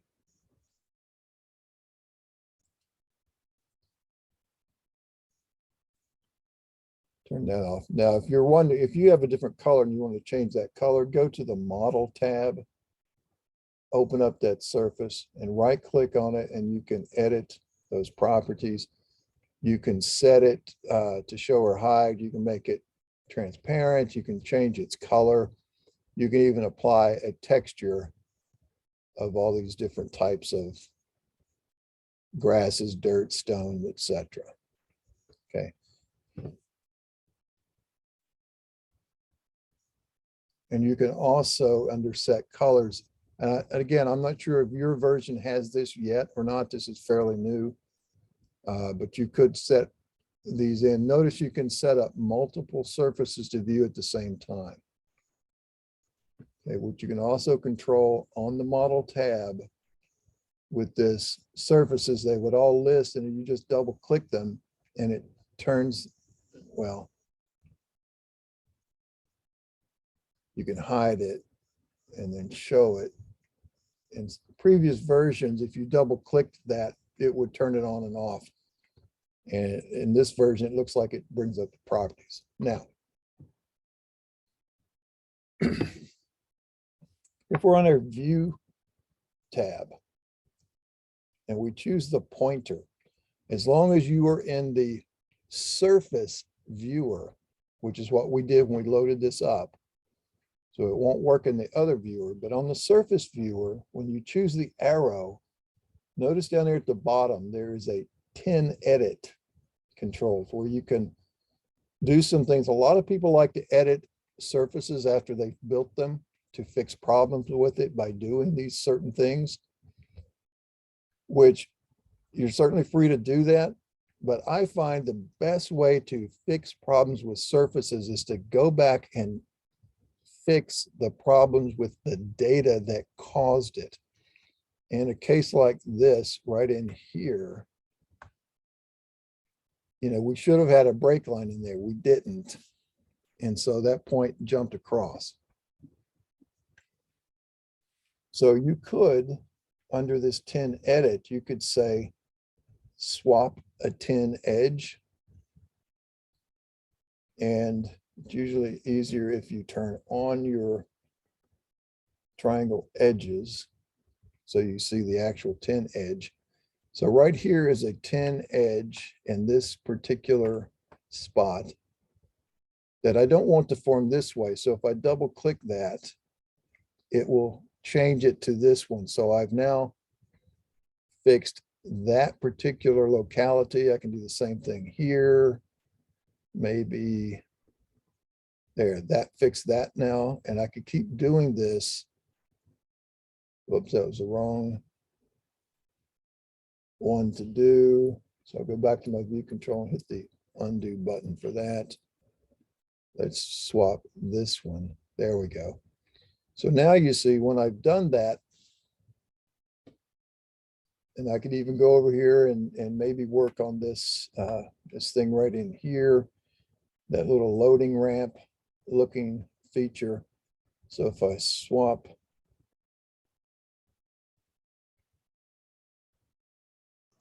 these.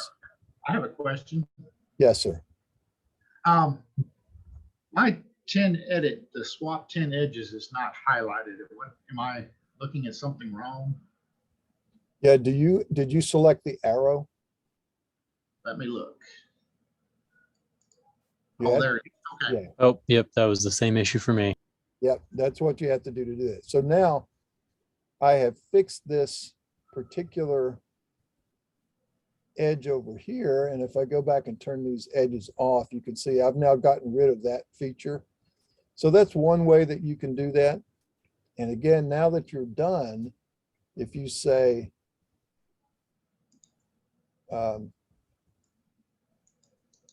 exit 3D viewer, it's going to prompt you to save this file.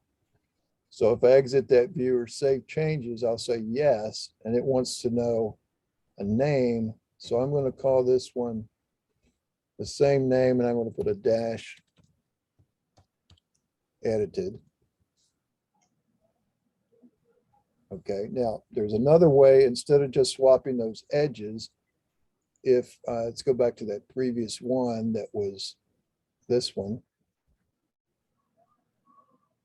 And let's go up here to this area again. I'll turn my edges on. I'll go back to view control, get my arrow. And instead of swapping 10 edges, I'm going to say, add a break line.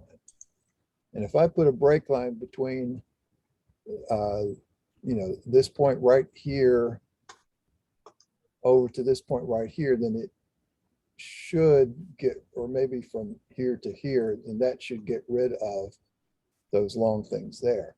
So if I add a break line, say from here, and I'm double clicking, and I go over to, let's say, if I double click right there, then that took care of that one. Let's put another one from right here. If I double click there and double click here, then that cleaned that out a bit. So now you see that big feature is missing, but now this still isn't what it's supposed to look like. Okay, so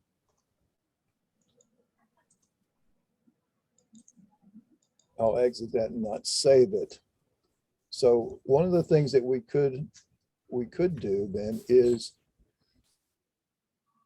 draw the line work in here that should serve as a break line. Right here is a good example.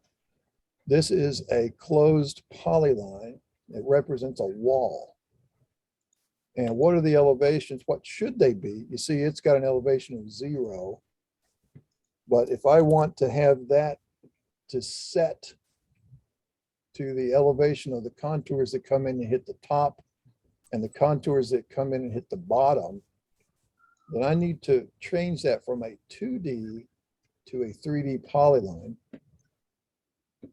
And you can do that a number of ways. You can copy it. You can then go to the 3D data and say, edit the polyline elevation editor. And if I choose this item, you see, I can then go to each one of these little blips and set the individual elevations. I've even got a thing here that says add a vertex at crossings. Everywhere it crosses those other lines, pick up the elevation for it. But there's an easier way of doing that instead of doing it point by point. Is look at your 3D data menu. There's a 2D to 3D polyline, and I've got all of these different means of doing it. I can do it by a surface model. So if I had a surface model that was accurate and I had lines draped on it and I wanted it to follow that surface, I could use that. And that's a good way of doing something like if you're going to draw in a, say a drain pipe, you can set it to the surface and then change its elevation to be, 4 feet below the surface or something like that. And it would pick up the elevation of the surface, and then you can add an adjustment to it later. But what we're wanting to do is we want to set that to read the elevation of the things that it finds drawn in the drawing. In this case, our contour lines. And those are screen entities. So if I say by screen entities, and I've got some controls here, I can say, well, as long as it's within 1/10 of a foot or whatever number you set, go ahead and use it. I'm going to ignore any 0 elevation items, like these curb lines are at 0. So I'm going to ignore those. I can extrapolate the end elevation. So if this goes out and continues on and doesn't touch anything, if I don't extrapolate those, it leaves that point at 0. So I need to extrapolate those. So it raises it up and it just extends the same slope as the previous segment. You can then say, keep existing polylines if you want to keep the original. And You can give it a name for the 3D polyline layer. If you don't keep the existing, you can choose whether you want to put that onto a different layer. If you keep the existing, that grays out. So we'll leave those set to that, and we're going to say okay, and then follow the prompts at the bottom. Select the polylines to convert. So I want to convert this polyline. Okay. I'm through selecting, so I'll hit enter.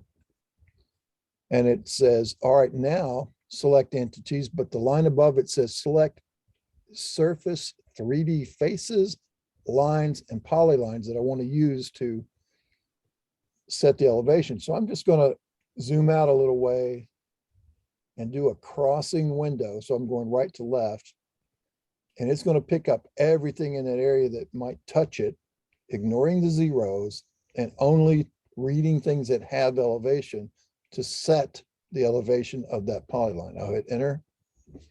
It's now created a 3D polyline. It kept the original, which you can see if you select the 3D polyline, right click and choose draw order and send it to the back. There's now that 0 elevation line. Although it did turn it into a 3D polyline. But if I put that back now to the back and I select this one, it has, if you notice, if I step through my vertices, it's changed elevations everywhere along that line. Okay. So now I have that. And in fact, if I want to do a 3D view, just a quick check, I do my 3D viewer. I'm just going to check a few of these things by a crossing window. And I see right there that, okay, it set the elevations along the top and it set the elevation along the bottom, and that looks like a wall surface. And if I create that as a, if I use that now to build my surface, so I'll go back to triangulate and contour on the surface menu.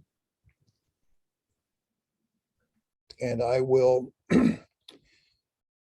under right selection, I'm going to give this a new name, e.g. contours only dash wall. So I'll make another new one, say okay.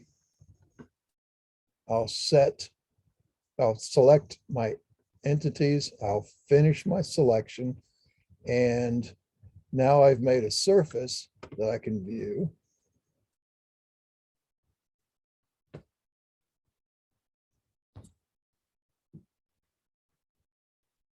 And again, we still have this mess, but notice over here how it, and you can see, if we turn the edges on, well, let's not do that. Let's,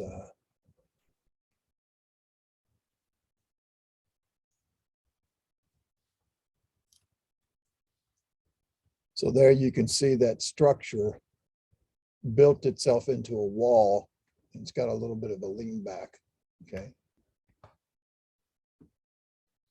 So that got rid of that ramp feature. And we can see that, go to the model tab and under surfaces, right click and add a surface and put that original surface in with it. And there you can see the two. Oops. You can hide that one or show it. So you can see that got rid of this thing, this thing, this thing, and this thing, and it fixed that all along that feature. So you get a sense of how nicely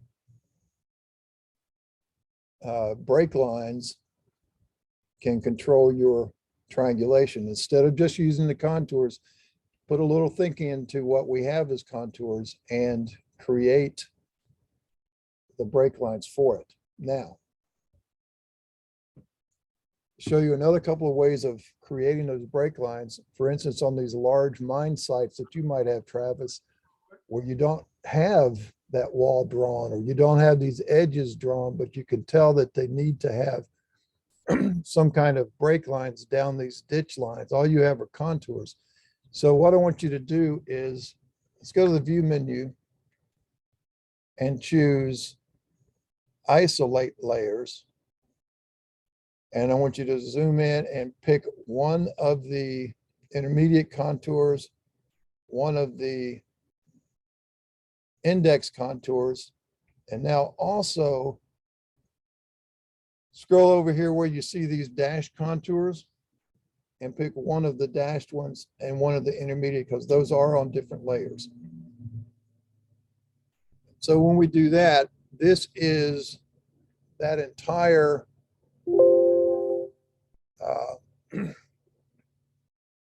that's the entire set of contours, and that may be all we have to indicate our surfaces, but we need to put break lines down these points here so that we don't wind up with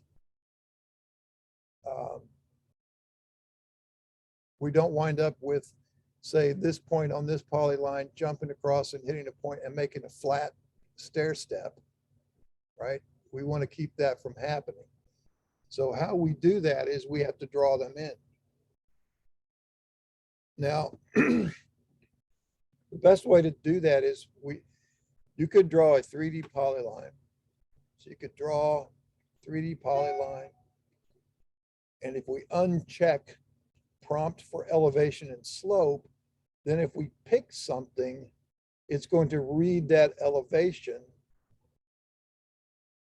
and set that vertex to that slope, okay? So if we do that, we uncheck this, otherwise it's going to ask us to confirm the elevation. We don't need to confirm it. We're going to choose this. And we'll keep it on this layer, 3D break lines, whatever layer you want to call it, doesn't matter.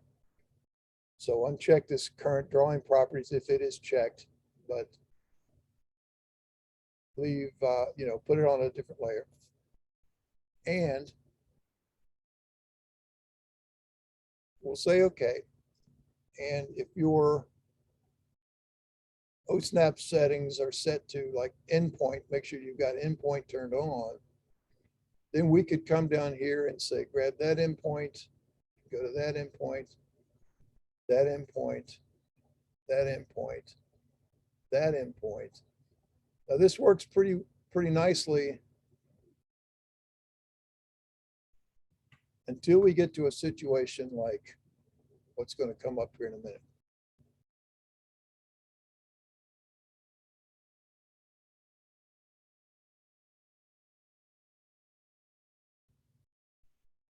Well,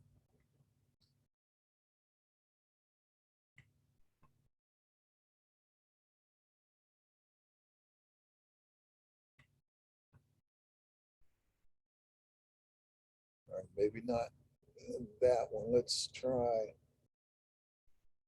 do it around here. So if I set another one,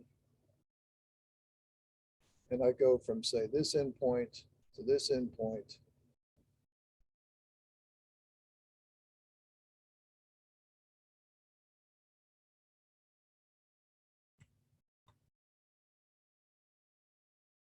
now, what happens right here? And say maybe that was there. So it went from that point there to this point here, but something happened in between. It's going to cross that, and that's going to give me an error because I've got crossing break lines. And I really need to sort of step out here and go around the curve a little bit, right? So you can do that a number of ways. If we, and I'll just do this one piece of it now. If you draw a 3D polyline and go from here, it read the elevation. Now I'm going to go here And it says, warning, the last 3D polyline point is at 0 elevation. So it's telling me I've got a problem. And then I could come here, and now it picks that elevation back up. And if I look at this thing in 3D, let's get these for reference. You can see what happens with it. You see it all of those intervening points are at 0 elevation. So they don't show up, but you can see it starts here, drops down to 0, and then climbs back up. So we needed a way to fix that. Okay, so one way of fixing that is 3D data, polyline elevation editor, and we select this. And right now, it shows me what those elevations are. And I have these check boxes, which means hold that elevation. And if I set these on, see, once I uncheck these, it's going to interpolate. See, the slope is all the same. It's going to go from this elevation to this elevation on the endpoint up here, and it will interpolate straight line distance at that constant slope. So if I do that and say okay, and oops, get this back down here. We'll select these 3 lines again and view them again. Again, I'm on my 3D viewer window. Now you can see it follows that around pretty nicely, okay? Now there's even some easier ways of doing that.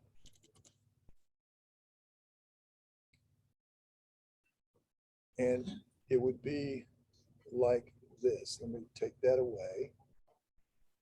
And let's find, let's see, let's come down the peaks here around this curve. So if I draw, instead of drawing a 3D, I'm going to draw a 2D elevation.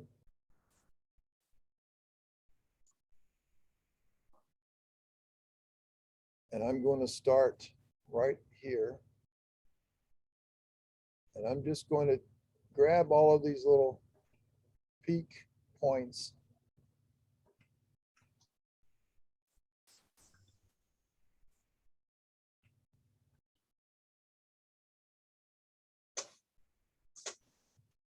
Okay, now right in here's where I need to step out a ways. So if I select this, that's my 2D elevation. Do you guys see these little grips where you have this midpoint grip, which looks like a little rectangle, and you got the squares on the vertices? Or do you Yeah. don't? Okay, so the new version of IntelliCAD, there's a grips command. I'll just show it to you real quickly. It's where you can turn on how you want these grips to look. And there's advanced grips and there's other grips. There's also, if we run the grips command, there's a value of 2. And what that means is if I help grips,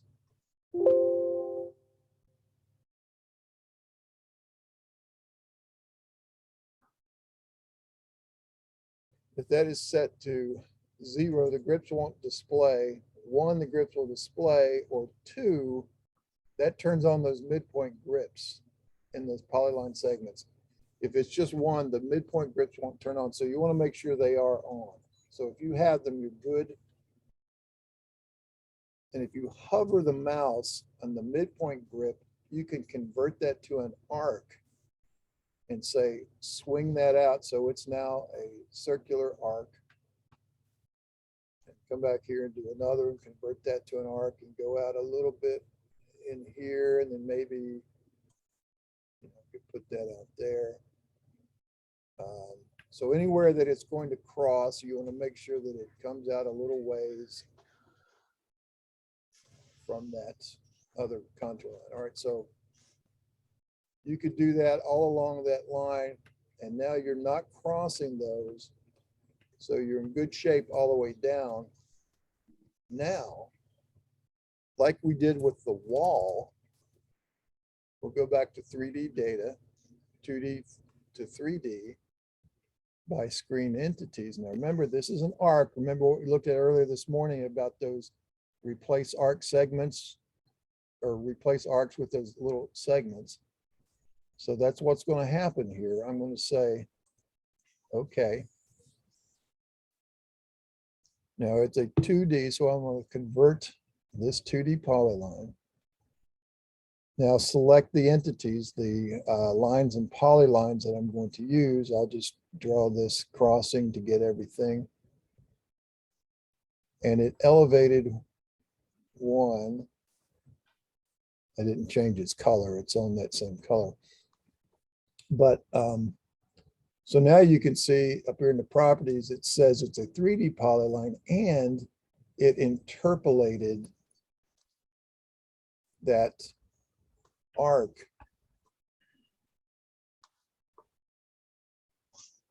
with these little segments, and it also interpolated the elevations. So if I look at this information in my viewer, you can see as it went around the curve, it elevated or it interpolated the elevations of all those intervening points. So whichever way you find easiest is how you can quickly draw in, and you need to draw in like the center lines of valleys or the tops of ridges. And you would also need to do like in here, you would need to connect just as a short piece, here to here, to here, to here. We'll stop it there and then repeat it again. You know, so it could be rather tedious as to what you're trying to do. And don't forget, we've got to elevate that. And we'll take this one and this one. And the things we want to use. Now that's done. And we're going to verify it one last time by just looking at these items in our viewer, making sure we didn't get something that got missed. So now it looks like everything has been elevated correctly. So now, if we run triangulate and contour again, we'll select and we'll choose this and say BKLNS for break lines. Say okay, and we will select our data. It built our file. We can now view that file.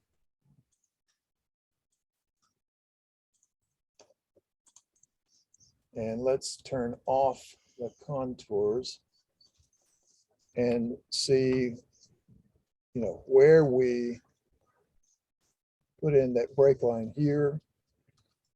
We put in the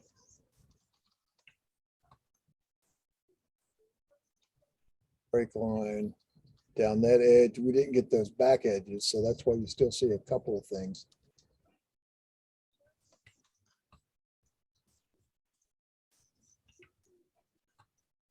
And then we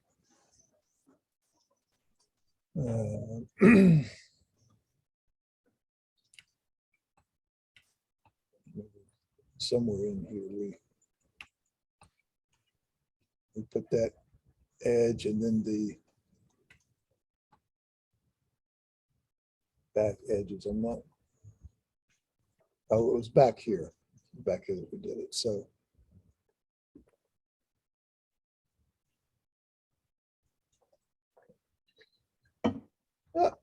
oh, sorry.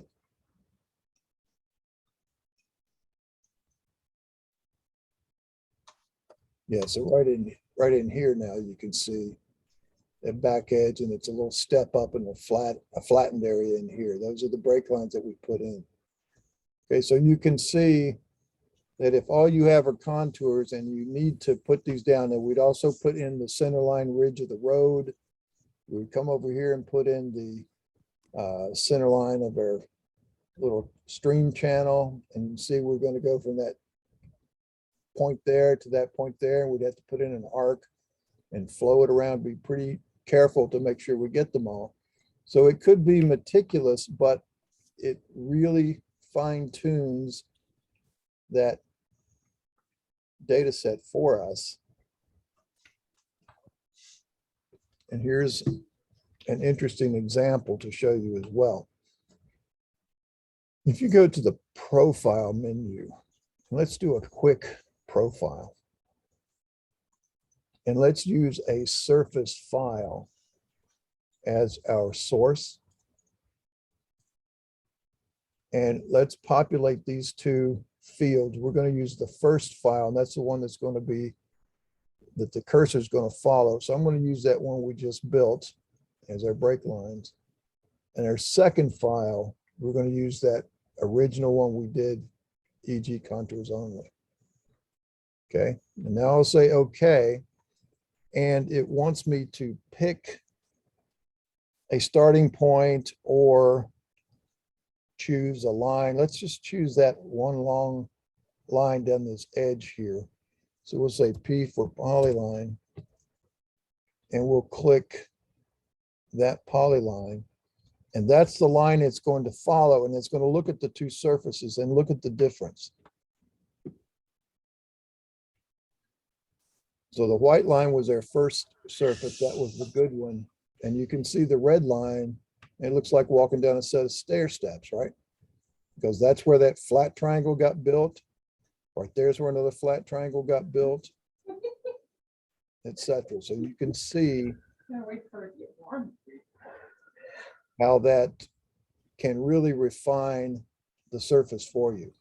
And again, if you're talking about converting 10,000 acres into some rough graded stuff, I wouldn't take the effort to put these in. But if I'm trying to figure out how my water flows down the street, I want to make sure that I do pick up those particular items as part of my surface. And then, of course, there's some other tools that you can use there as well.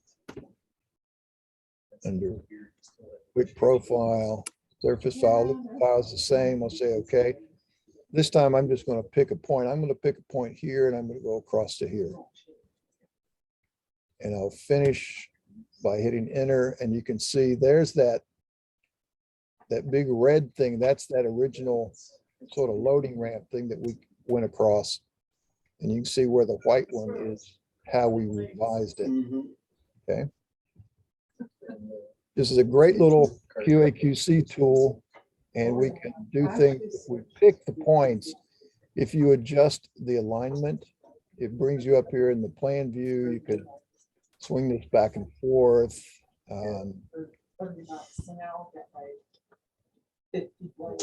The alignment again, you pick it up and move it, say, this point across to here. Adjust it again. We'll take this point and go across to here. Adjust it again, get it in the middle, and it just, and you see it shows you in real time what it is you're looking at. That's why it's called a quick profile.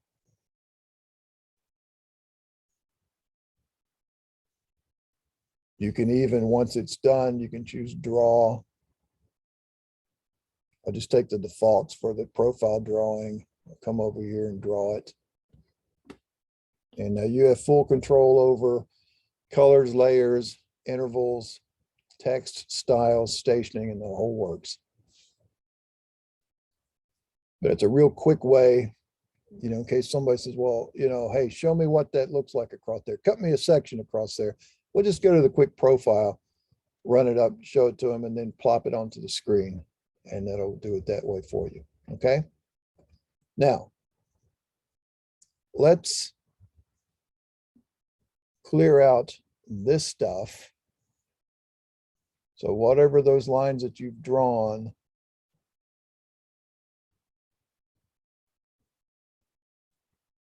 let's just erase those features. And I'll even take out my wall over here because I'll show you what we're getting ready to do. Oops, we got one more to do. Repeat, erase. Select that.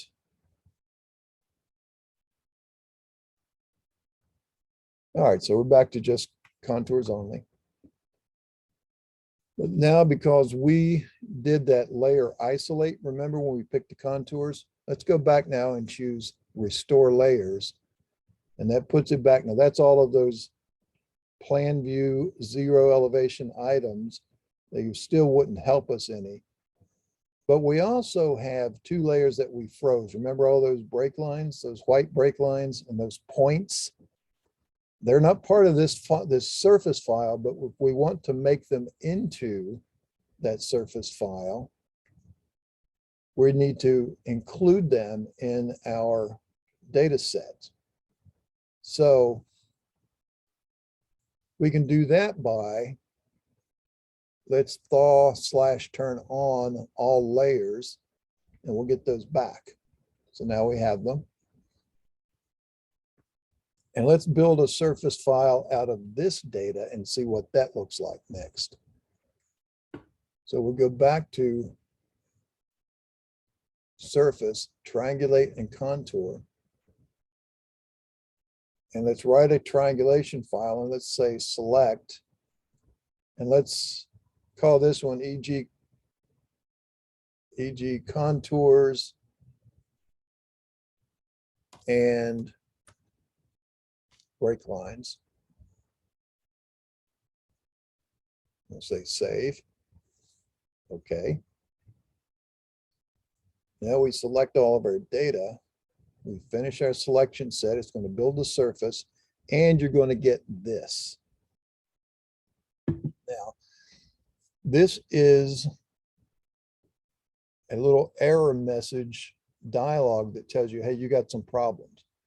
And there's three types of problems: crossing break lines, T-intersections, and vertical edges. Because when a break line crosses another break line, that means in plan view where you see where they cross, that's an intersection, but that means that the break lines are at differing elevations at that intersection, and it doesn't know which elevation to use. So you need to resolve that. And if you look at the settings here, you can set the tolerance that you want to use. You can set a layer name to draw a little marker if you choose to draw them, and what size you want it to draw. Okay, and notice it says right here, filtered out 990 errors because they were below the tolerance setting. So I still had that many more errors, but they were less than that tolerance value. Now, if I were to just say exit, it still built the file, but it chose which elevation of these error conditions that it was going to use and disregarded the other one. And you don't really have any control over it until you look at these that are happening. So if you click on the crossing break lines, well, let's look at the vertical edges. First of all, there's only two. If we report them all, whoops, not report all, I guess that's every error. So here's the report.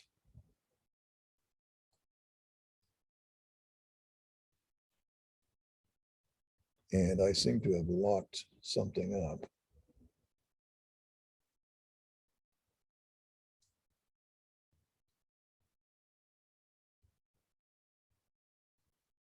Did you guys do this and did you get it locked up? Mine didn't lock. Okay, that's probably something going on in 2022 that I hadn't encountered before. So it looks like I'm going to need to kill this and come back to it. So bear with me a quick second.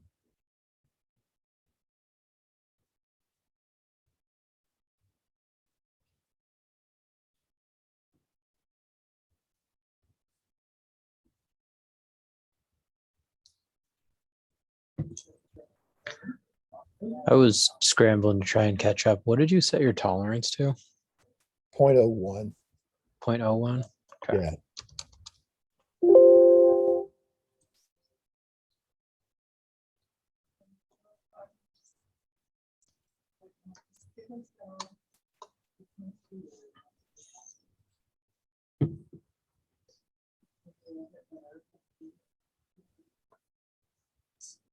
It's less important.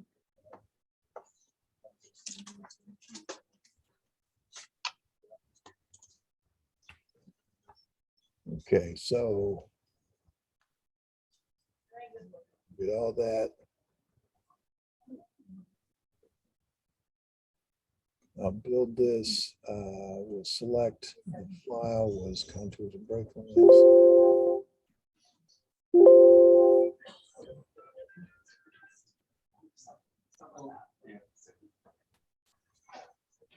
All right, I won't report it in case that's causing a problem. But anyway, if you open these up, you can see the individual error locations. And here is a vertical edge that's 0.04. Here's a vertical edge, it's 0.011. I don't know what happened to my, apparently there's a little slight difference in the number that it found. Maybe I adjusted something and hadn't saved that drawing file, so that part's fine. But anyway, if you open up these categories, you can see individual ones, and the part in parentheses is the amount of vertical difference. And as we look at those, you see a little ghosted marker over here. If I say zoom to, it marks where that error occurs. I also see down at the bottom of my screen here on the side panel, the X and Y and coordinate location and the difference. Now I can still zoom in with the wheel and find that. If I hit zoom to, and zoom in, zoom out, I can see right in there, I've got a slight little vertical edge difference of 0.04 that I need to resolve. Where that happened, probably, that is exactly right on that same point. They touch, but they need to, I need to fix that vertical difference in there. Okay, so there's a couple of ways of doing that. I can take this now and I can maybe just break off this piece of this line. Just bring that off of that edge a little bit. And you can do it with grips, or you can go to edit, break.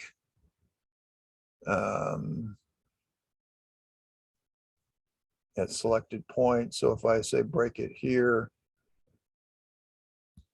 that's now two different pieces. So if I select that one and just delete that, then I would go back. Now there's the 2D line that's underneath it. That's not being used for triangulation, but that should now have fixed that problem. I would go to the next one. And I've got a vertical edge in there somewhere, probably two. Yeah, see, there's two things.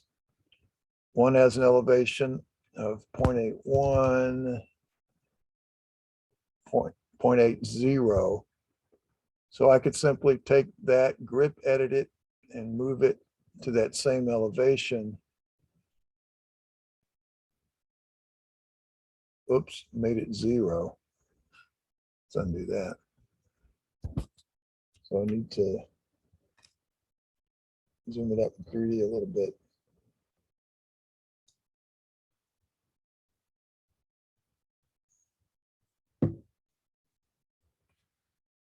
Oh, where was I? That zoom to, zoom in. All right, it's right in there. Come on.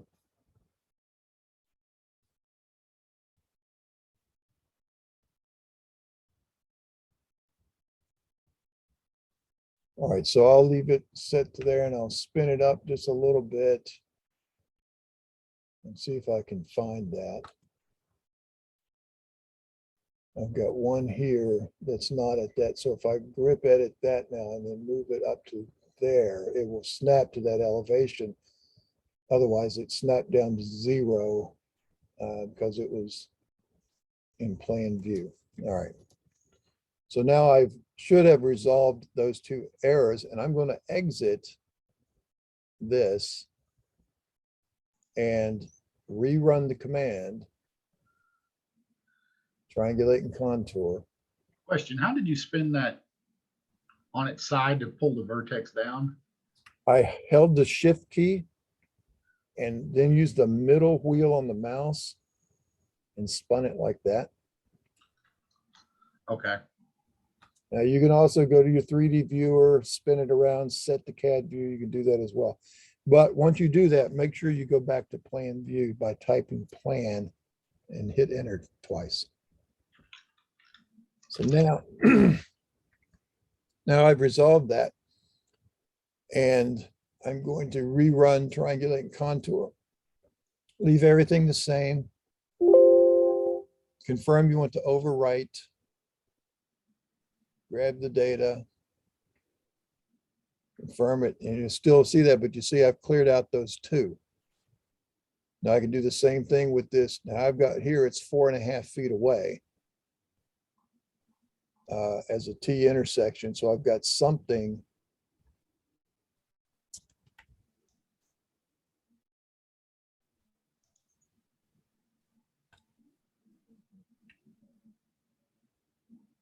So it looks like that line was like vertically on top of the other, or actually probably as it crossed that contour line. I'll bet that's the part that's out of whack. Now, I'm not going to resolve that particular one because I'm going to show you something else that's going on. Go back to plan view. We'll go back to my surface again, confirm, select my data. And now, what you notice here, I've got all of these crossing break lines. Here's one's 4 feet away.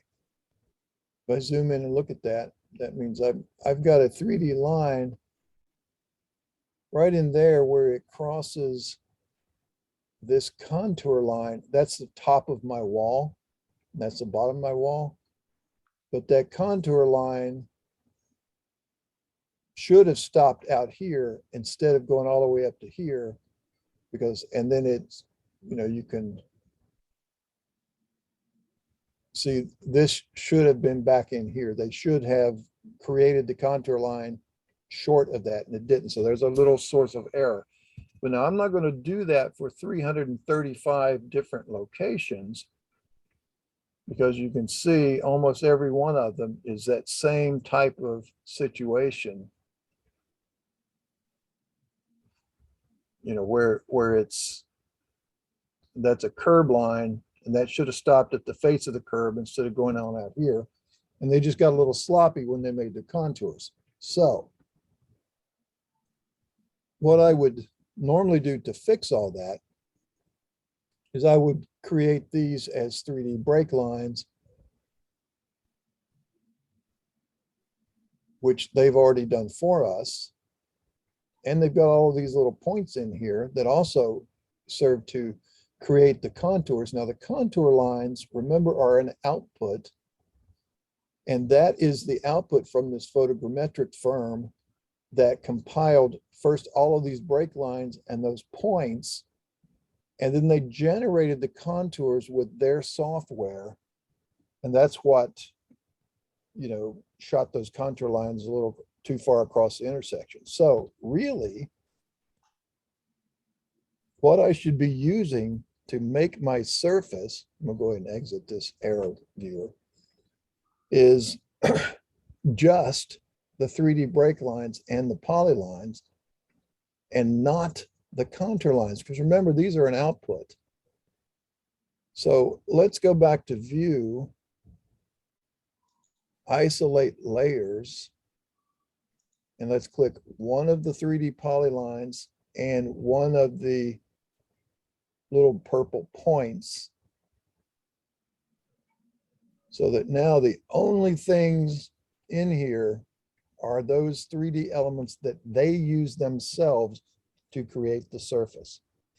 And in fact, let's take a quick peek at it in our 3D viewer as our drawing viewer.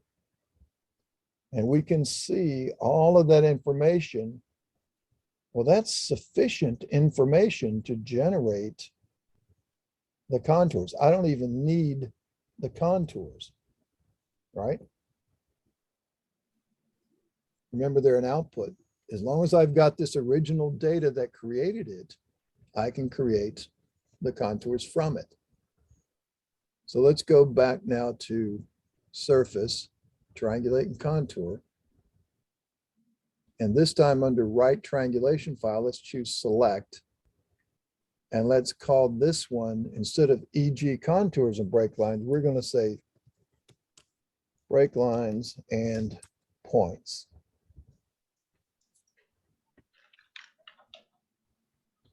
And I'll say, okay. I'm running into an issue where it is telling me I already have an instance of 3D viewer open, but I can't find another one that's open. Okay. Can you share your screen with me for a second? You know how to do that? Yeah. Okay.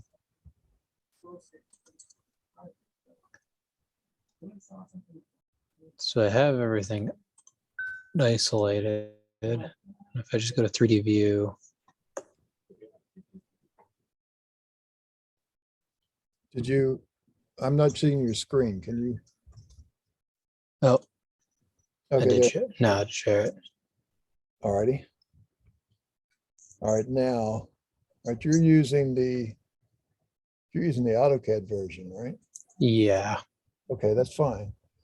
You don't have the viewer open on another, So the only tab I have, if you don't have Open for another this. screen or anything, right? I have two other screens, but it's not open that I can find. Okay.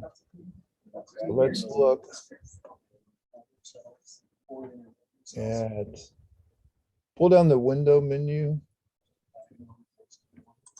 all the way over to the right. Window beside the help menu. Oh, this one? No, hold on a second. Let me, I'm going to request remote control. Go ahead and say okay. All right, so now, right in here. Oh, okay. That's the only one you've got open.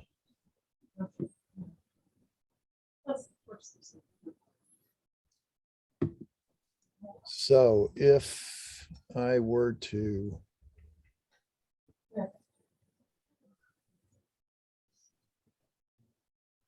another instance is already running. And they're not. See that. If that's on another screen, drag it over to this screen for me. Okay.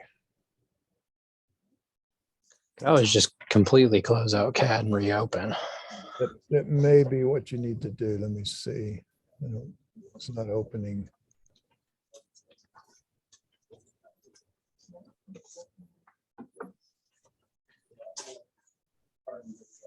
I'm not able to control your screen anymore.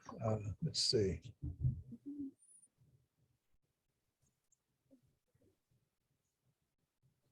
I'll stop remote control. Can you open up this little arrow to the left down where it says AutoCAD application?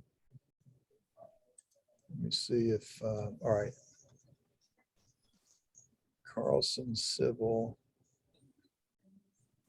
No, I think the only thing you're going to be able to do, go ahead and close that, is can you save your file? I did save it earlier. All right, go ahead and close it and come back into it.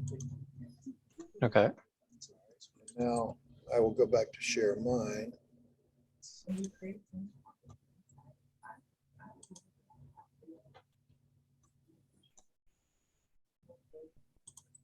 And just let me know when you're back up. Okay, I'm working on it. All right. While you're doing that, I'm gonna pop into something here.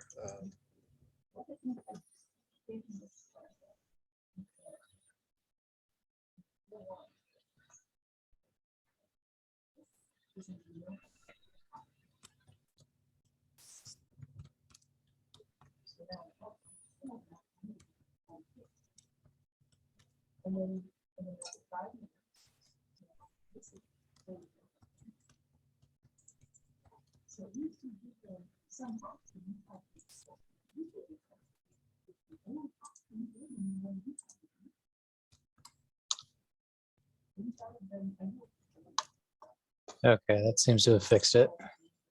Okay, now. All right, so let's go back now and triangulate and contour. And we'll hit select, make sure we use that breaks or break lines and points as a file name. Say okay. And we'll now select all of our data and let it run. Now it still has a couple of spots, but only a few of them here. And I'm going to zoom in down here and show you that that is a head wall for a drainage pipe that runs under the ground. And if you look at that, you see they've actually got it crossing. If I change one of these to be red, so you can see it, you see how it crosses? Let me go back to plan view and zoom back in there. See, that's how it crossed. So one of those is supposed to be the bottom. So that elevation, if I look down at my status bar down here, when I hover, that's 13.63. And this one is 13.93. So that's taller. And there's 66 and there is 71. So this one becomes taller than this one, and yet this one's taller than that one. So really, there's no real way to fix that without going back to the folks that created this and say, hey, you got a problem with your data, please resolve. Or we could do something like, just trimming out part of it, or, making sure it doesn't cross. So if I do this,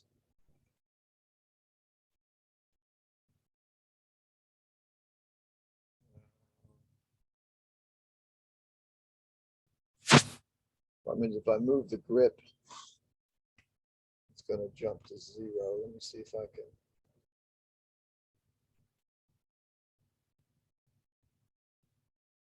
Yeah, there we go. So I pulled it out away from that.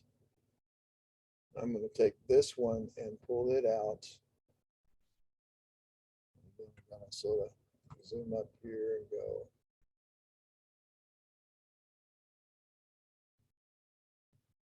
Pull that out like that.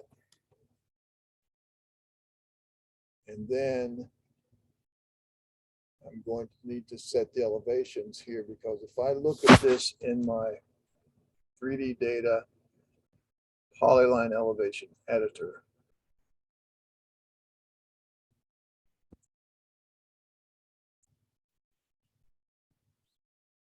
I see it goes here to here to here, and then it drops down to 38, 13.038.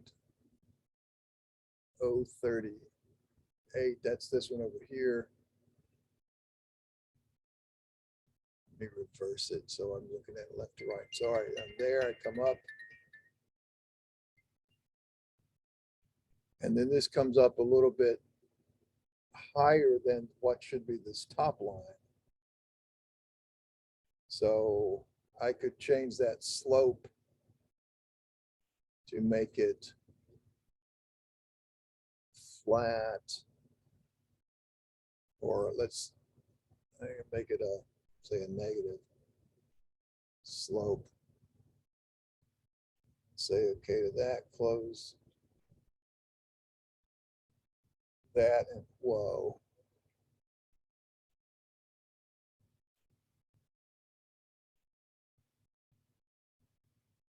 All right, now if I look at that, I've got 1366, I've got 1355, that's lower.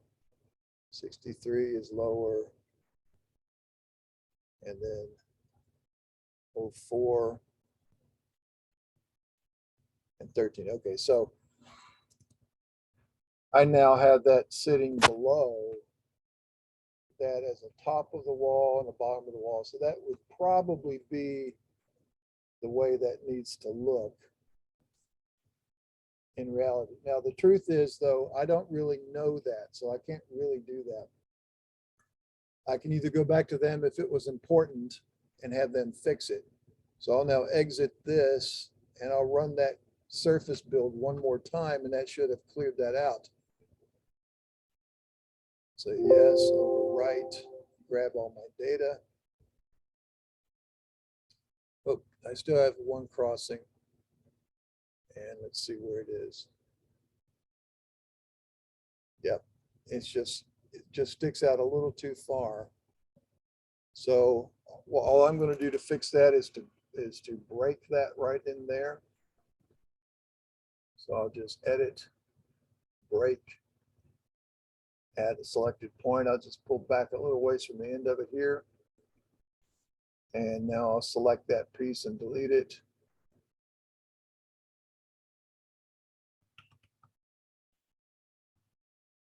Repeat my surface build.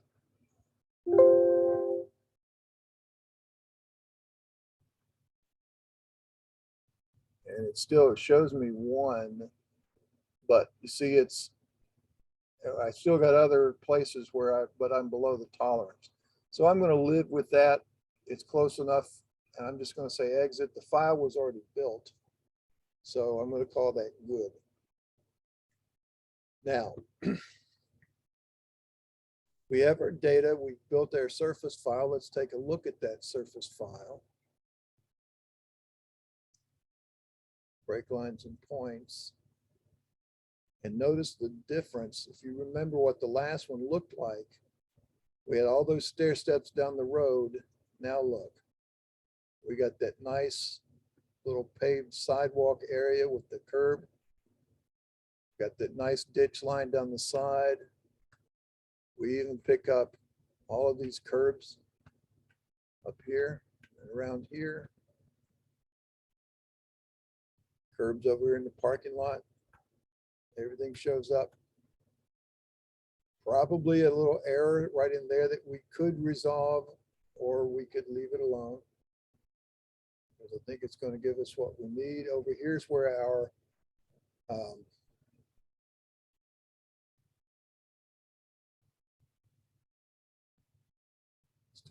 contours. Over there is where our little loading dock, our loading ramp got built. You see that's nicely taken out of there because that was done. If we look here in our pond,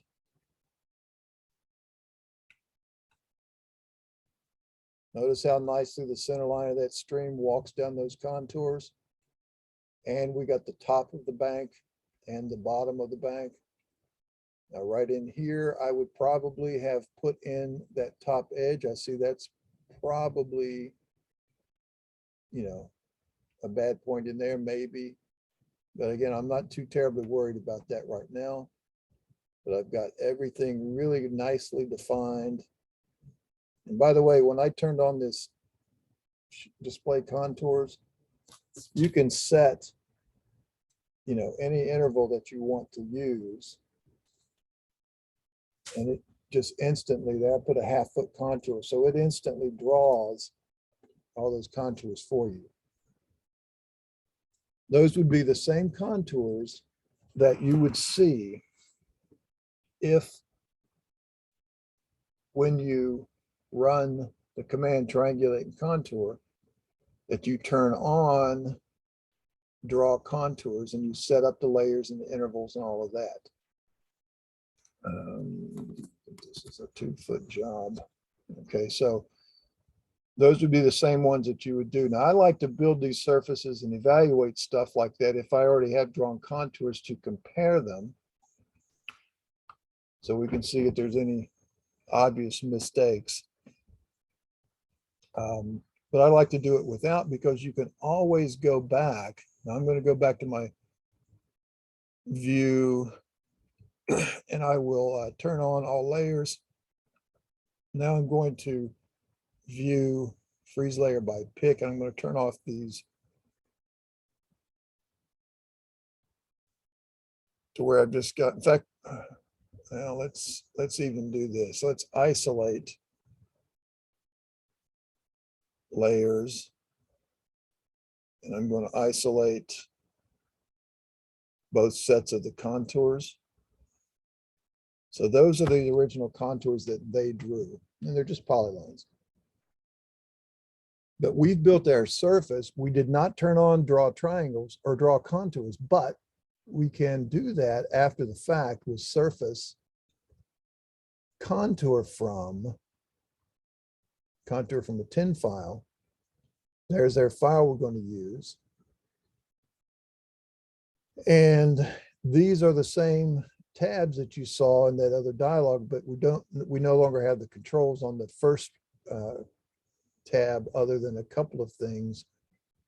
We can know over zeros, etc. All of that stuff is okay. Let's turn on draw contours, and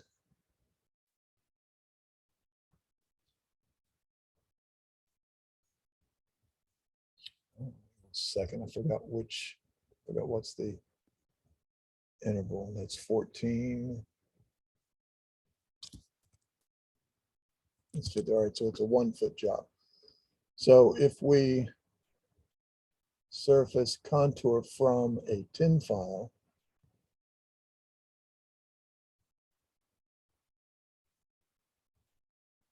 let's draw the contours and let's set our interval to 1. Make sure that's to 5.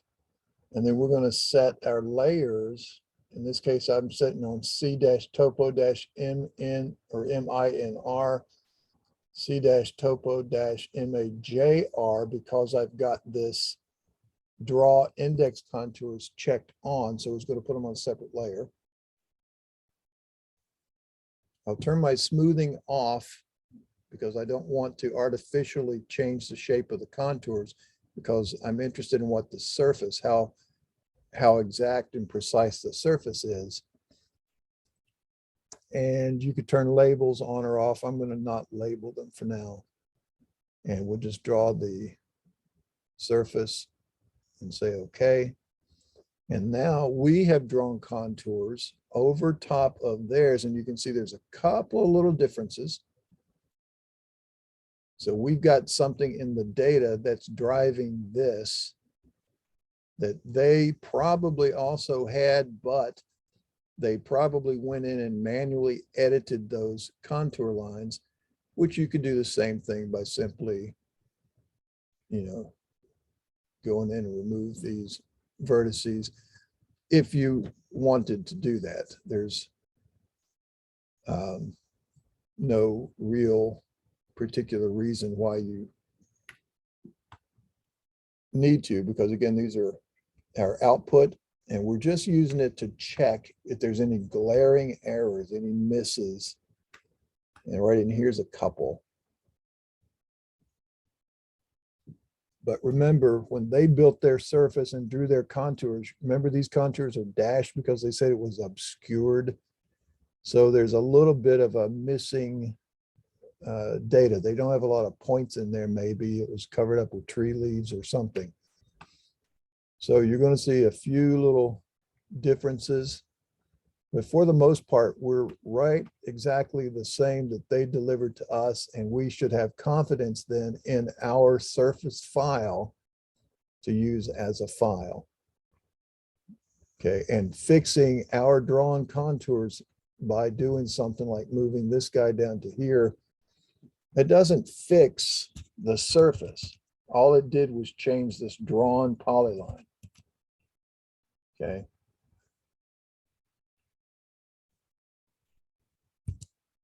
Same thing here. We would maybe move this guy back to there.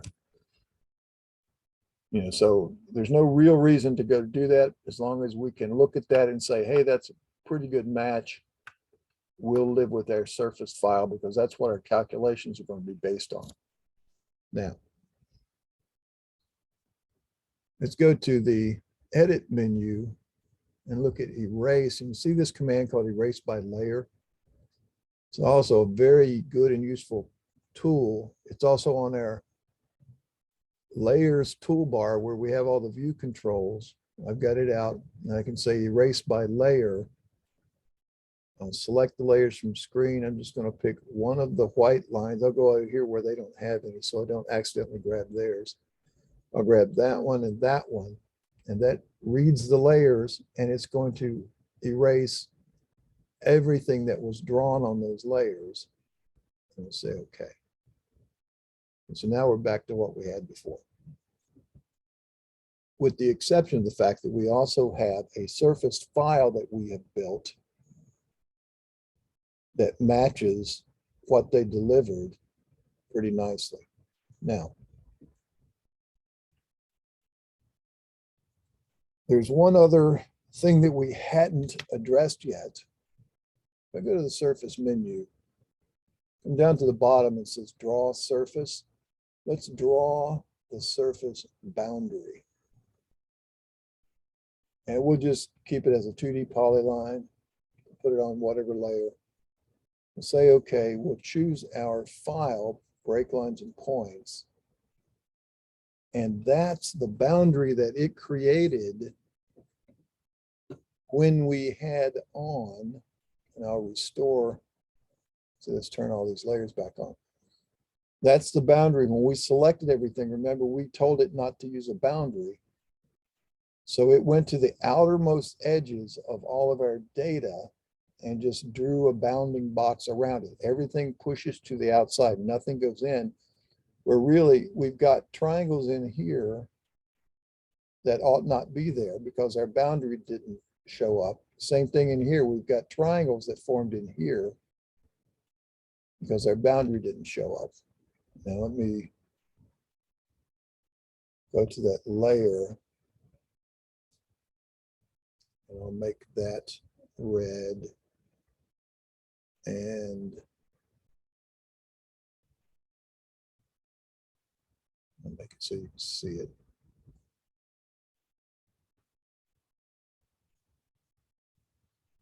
All right, so there's the boundary of our surface as it exists now. And it really should have, you know, we should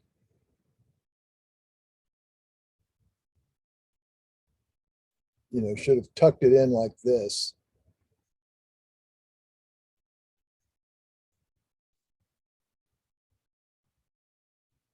So that it clips out those triangles. We could erase the triangles in our surface editing, or we could draw this boundary such that it follows that data and clips it. And there's several ways of doing that. So I'm going to isolate the data layers, which is that 3D break line and those points. So there's now all the data, but I need to sort of get a line to draw around this. Now, what we're going to use is a polyline. And you can simply, you're free to just draw it freehand. You can do that. But there's a shortcut way of doing that. And it's called draw, shrink wrap, entities. If we do that, you get a couple of things here. First of all, the method is across gaps or bounded line work only. Let me change this layer name to be that same layer. So if you say bounded line work only, that behaves differently than across gaps. If we say across gaps, it's going to allow it to go from this, say from, to jump across these gaps here. Otherwise, if we say bounded line work only, it's going to go inside until it hits an edge so it can't get around. So you wouldn't get much of the same type of boundary. So when you're doing this type of data, you want to let it go across the gaps. You can give it a maximum gap to use, and you can have this thing here called perimeter reduction, none, low, medium, and high. And what this does is this: go ahead and set it to across gaps, set it to none, and let's just leave it as a 2D polyline. That's all we really need for it. And let's say okay. It says select the line work that you want to wrap. We'll do this. And there's what it is. And that's the same thing that happened from our last surface, that it only went all the way around. There's no reduction, no triangle reduction or perimeter reduction. And I'm going to change this to be green. I think that'll be all right. Just so you can see the difference. Now, if we repeat that draw, shrink wrap entities, and we change that perimeter reduction from none, let's put it up to high. I'll show you the difference. Say, okay, I'm going to select everything here, but now I need to deselect this green line. So I'm going to hold the shift key down and click it. And so now you see it's still let it go across gaps, but it said a high reduction. So it pulled in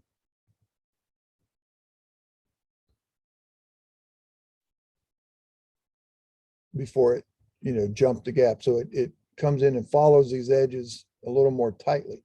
Now what that means, and it's a sort of an unfortunate misnomer, because when you say perimeter reduction, what is going on is this. I'm going to change this now to be blue, and we'll see the difference again. So what's going on when you run the command? If I come over to here and look at what happened when I ran that command. Here's the command: shrink wrap polylines, select the points and lines to shrink wrap. Notice what it's doing here. It's running through a couple of things. It's no longer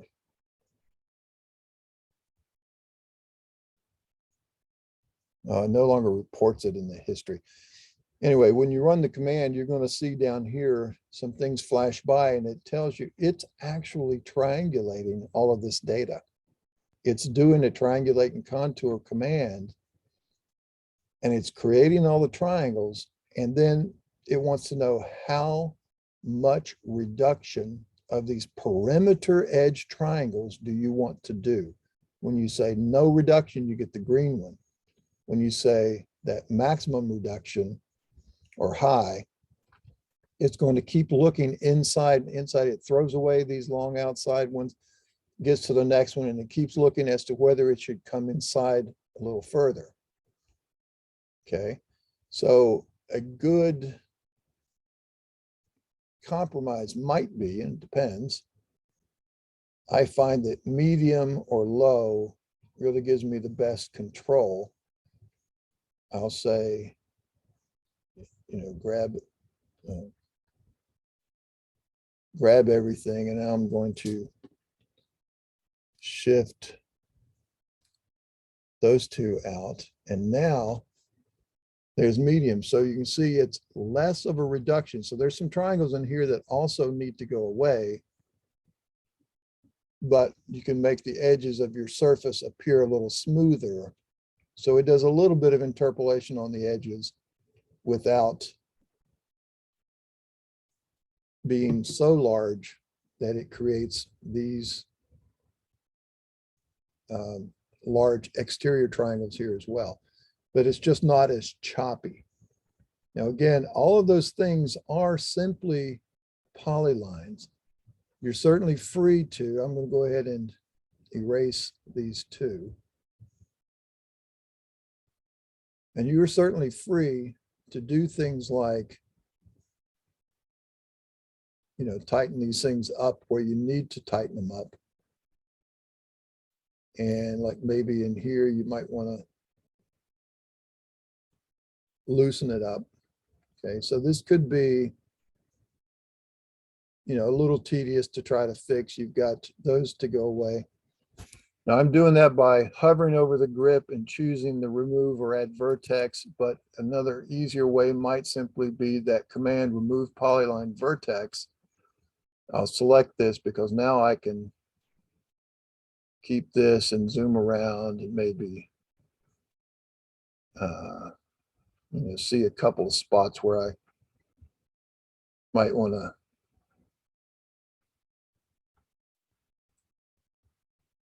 smooth out my boundary a little bit. Okay. So you could do all that and sort of fine tune, you know, where you know, how tight you're going to make that. All right. So that's one way. I would also maybe, you know, get rid of some of those up there to let it sort of interpolate.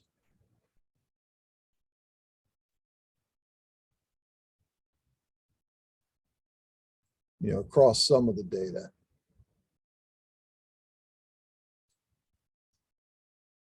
And then you could wind up with that as a drawn polyline. However you want to generate the polyline is fine. Then when you go to triangulate and contour, I'm gonna run that command again. I'll uncheck my draw contours. I'll go to my triangulate tab, turn my right triangulation file back on. I'm going to select another one. I'm going to call this one break lines, points, boundary. And to be able to use that now as a boundary, I need to tell it right here to use inclusion and exclusion areas. And then how do I want to do that? Do I want to trim the edges at the boundary or simply remove any crossing edges? We almost always want to trim them. If you say remove any, it's going to take the entire triangle out that crosses it. And I want to just trim it off at that edge so it goes all the way up to it. Okay. Now, I'll say okay. Now watch your prompts, they're different.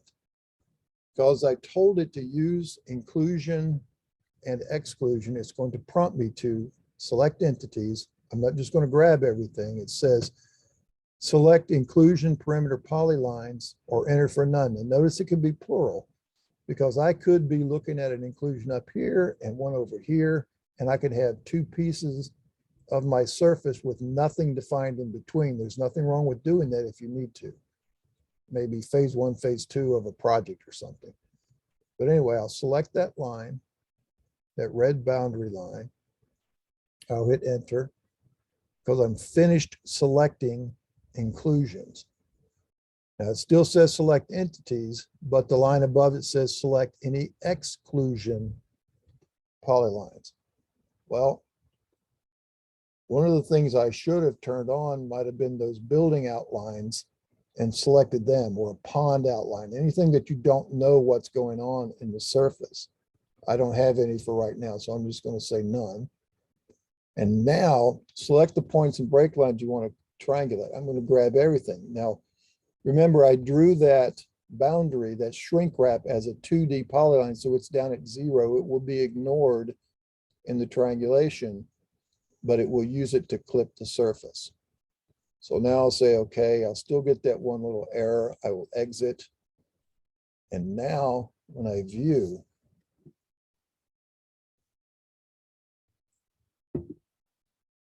notice how my triangles over here in this outside edge didn't get created. But everything up to that line did get created. Okay. Now, here's something else that we can do with this. Turn all my layers back on. I'm going to isolate, and I'll choose this red boundary line. I'm going to isolate my existing contours. Now notice, when they delivered this contour map, they defined everything out to the red edges, but they clipped the contours back from the edge. And that's very common with photogrammetry people. And because they're really only guaranteeing the stuff up close to the edge, but not entirely out to it. So we can do the same thing. Excuse me. We have a surface file that extends all the way out. So we have all that data. However, if we wanted to limit our contours to just those edges, we could do this. We could draw shrink wrap entities. We'll keep the same thing. We'll say, okay, we'll grab everything except for that red line. We'll turn that on and we'll add a couple of things up here.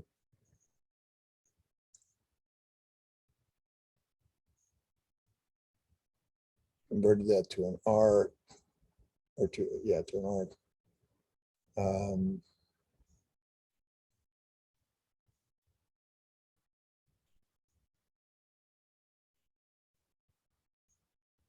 All right, so you get the idea. I'm not going to spend a lot of time doing that. Now, I have two boundaries here. Now, I could do one of two things. I could turn everything back on and isolate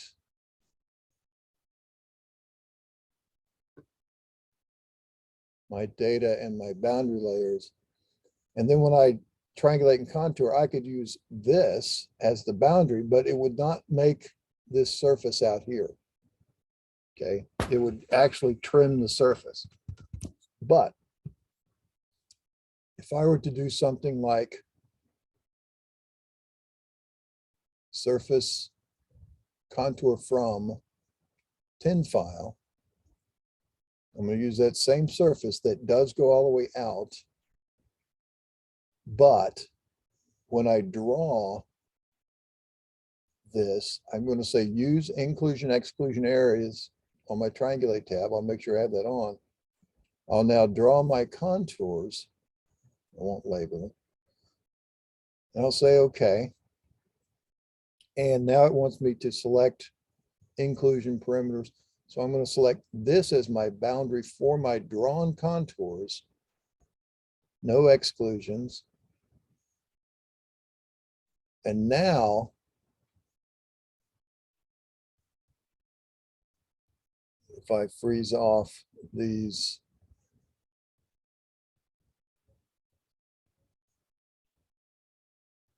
data sets,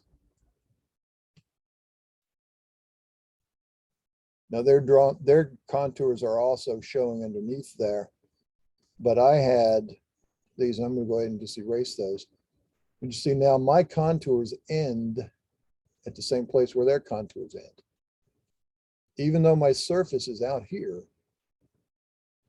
I'll show you that. By going into my viewer, I'll select all the data and I will add my surface back to it.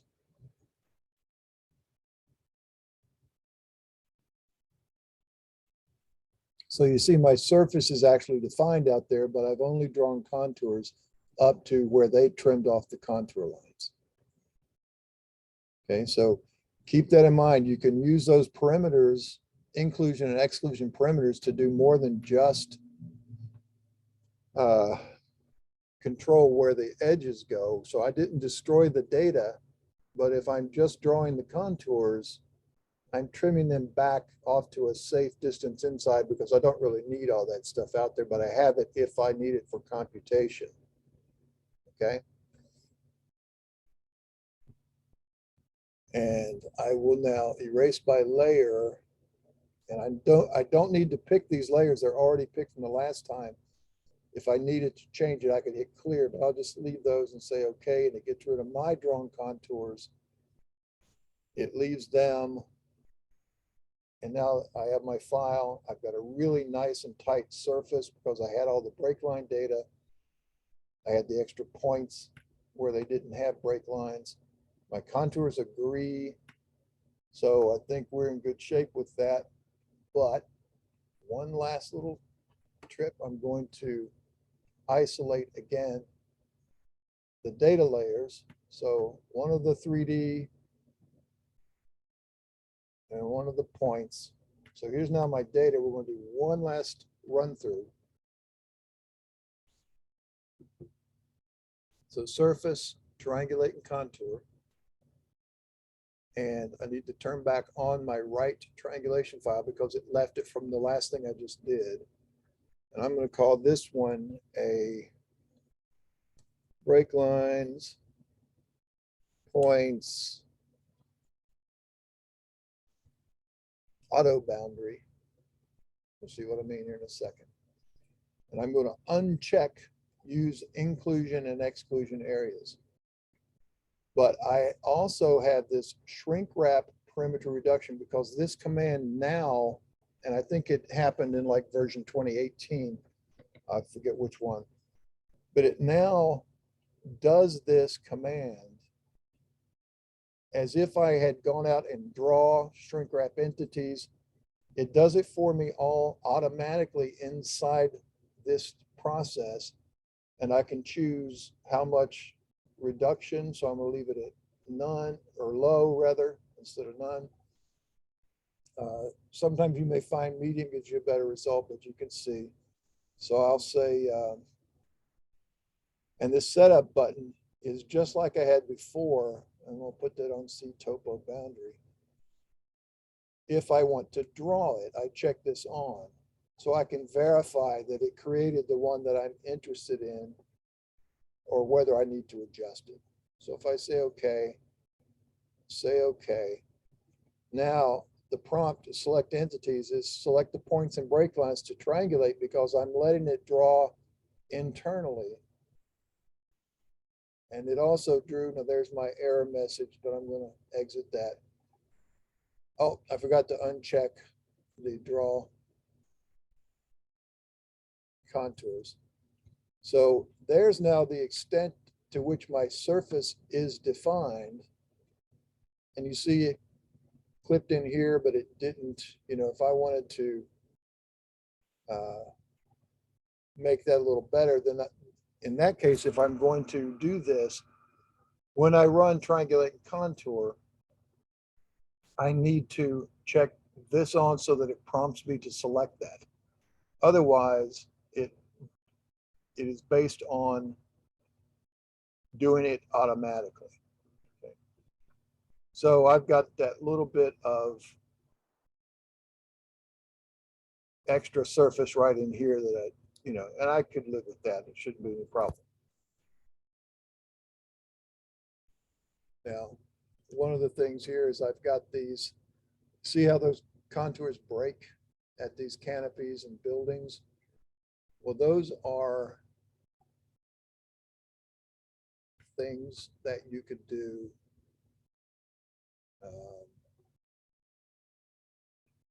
It's back like an arc. If I isolate,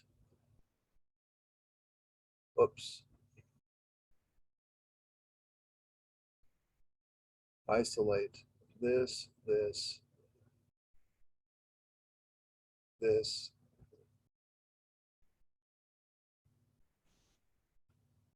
this, and this now. Now I've got a couple of extra things here. And if I triangulate the contour one more time, I'll just overwrite the file. I'm going to turn off draw contours. I'll say okay. Oh, there you go. Right. Sorry about that. All right, I go back, make sure draw contours is off. Now I'm going to use the inclusion exclusion, so I need to pick them. I'll say okay. What's going on? Undo.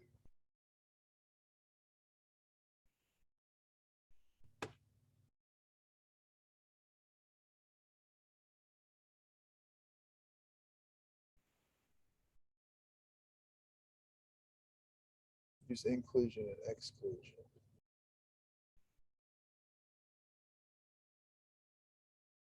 Oh, it's this erase previous because it created that from the other process. That's why it erased it. So I'm going to turn that off and say okay. Now, picking the inclusions, there's that one. Finish that selection. Now selecting the exclusions. I've got this one, this one,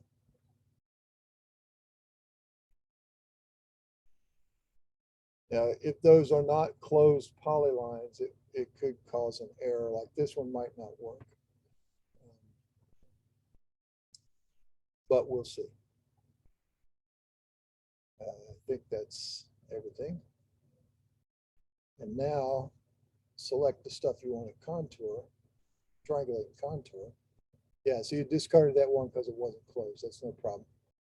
Again, exit that little error condition and now view that surface.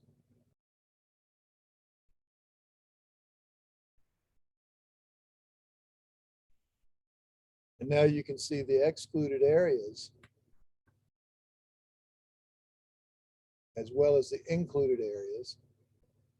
And so the surface is actually not defined under those areas. And so if I were to simply triangulate, and I'll freeze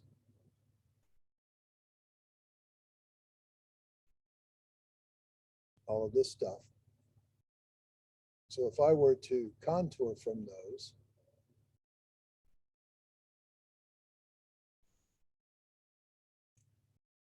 I could even turn this off because my surface was defined out to those edges, and then draw them. Well, what happened?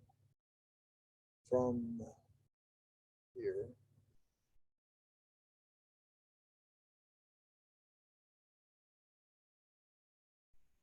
oh, I didn't turn this on. Okay. So now you can see if I turn on these buildings, see this contour comes up and stops. Comes up and stops. Let's turn off the data layers because it's a little confusing. All right, so now you can see where my contours come up and they're clipped out by those exclusion areas. Okay. Whereas otherwise, this contour would draw across and connect to where it comes across here. Now, a couple of other things. Remember when we had the inside boundary that clipped it off at a different area? We could have built this surface without excluding these areas so that it's defined under there. But then when we drew these contours, we could have called these exclusion areas for the drawing of the contours only, and it would have clipped out those contours from those shapes. All right, so now there's, did I miss that building?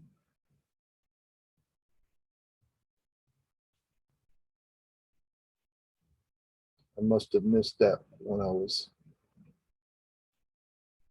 yeah, I missed selecting that building when I did it. So this building You see the contours are existing underneath it, but we don't really know that that's what happens to it. But had we picked it, I missed it, you would see a hole there, or we could have done it everywhere and just drawn the contours with that set as an exclusion perimeter. Okay, we won't go through that exercise of showing it, but that gives you a pretty good example of a lot of those little nuanced tools that we would use to build this data set. Now, one other little tool that we're going to use to grade with, and we're not going to build the surface. I'm going to erase by layers to get rid of those triangles again. Let's isolate the curb layers. Okay. And let me see. No, let's not isolate those. Let's isolate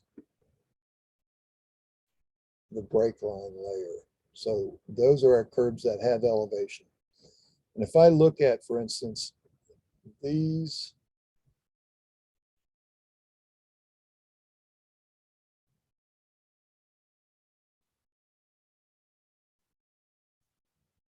particular structures,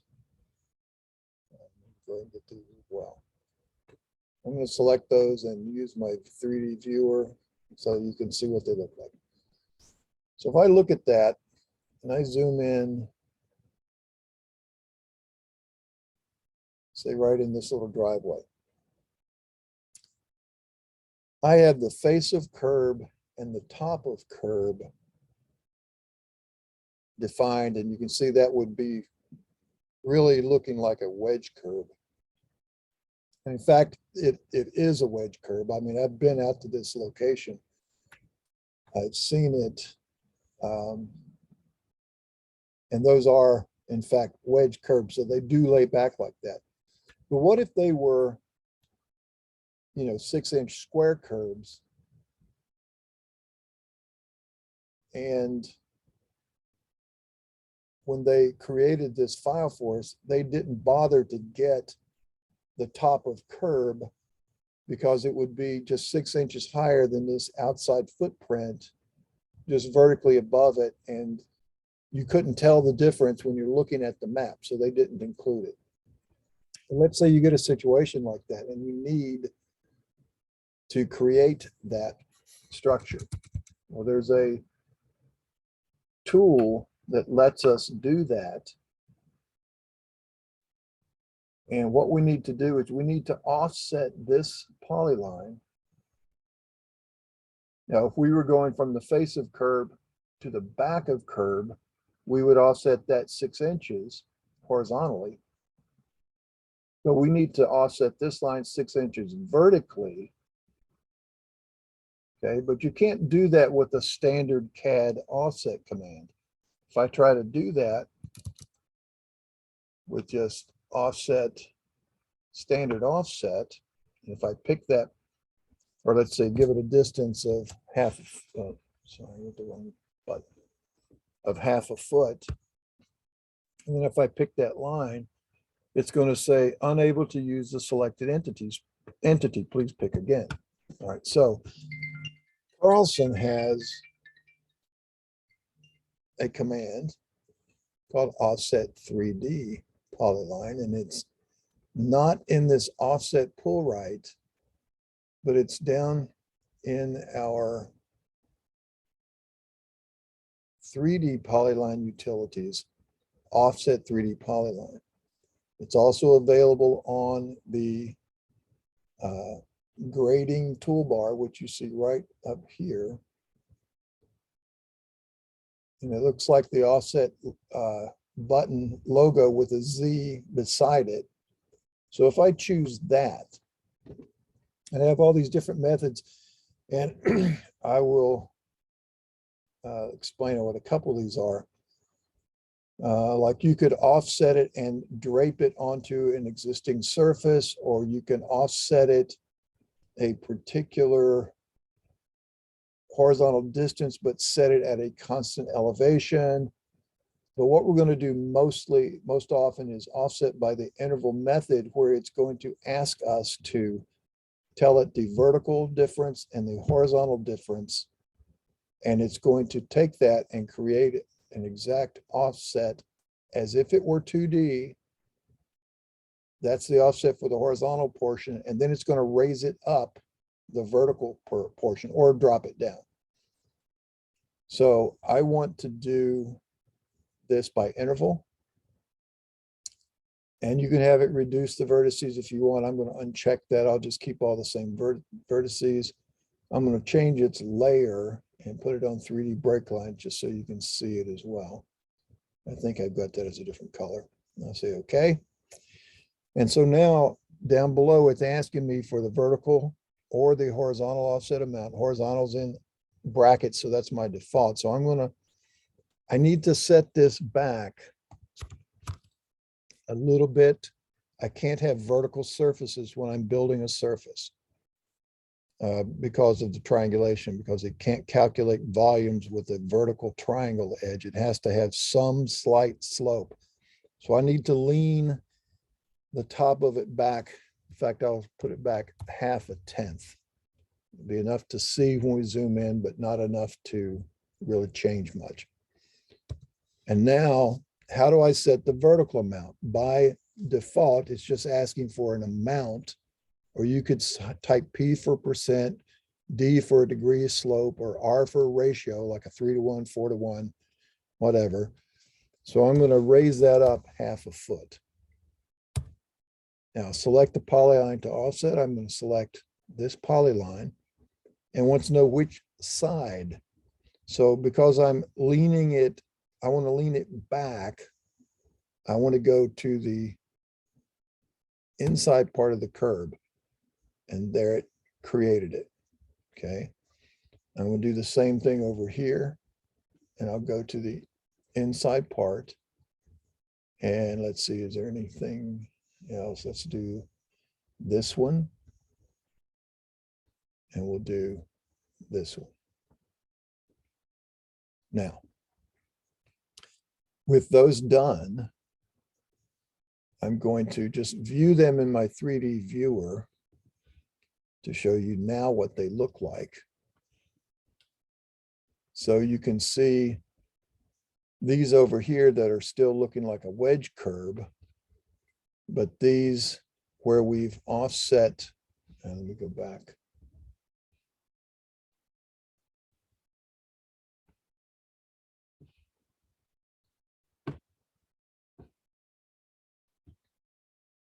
Right in here where we've created that top line.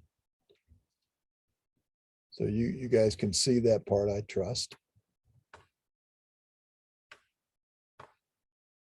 Look right in there. So I've basically taken that outside footprint, set it back just 1/2 tenth and raise it up 1/2 foot. And so now, if I were to triangulate and contour that, you would see those show up as square curves instead of those slope curves. And we can also look at it profiles as a quick profile.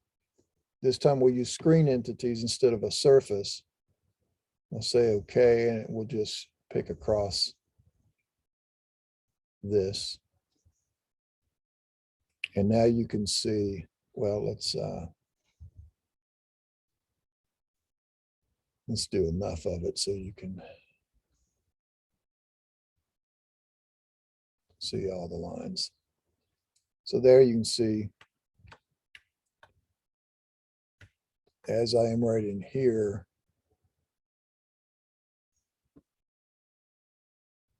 I come up to that edge, and then it goes across basically flat till it hits that edge, and it's close to vertical. That's at 1/2 tenth drop down to that white line.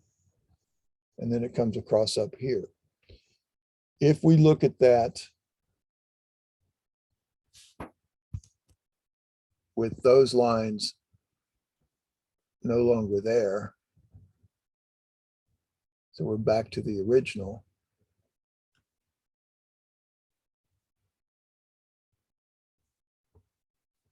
Quick profile. Do that same view. Now you can see the difference. So it models those as if they are those rolled curbs, the slope, you know, the wedge curbs instead of the square curbs. So the takeaway from there is that sometimes we need to define things a little more precisely. We have some tools that let us do that based on that business where I just drew that in. Now, a couple things we've talked about. Well, let's see, let's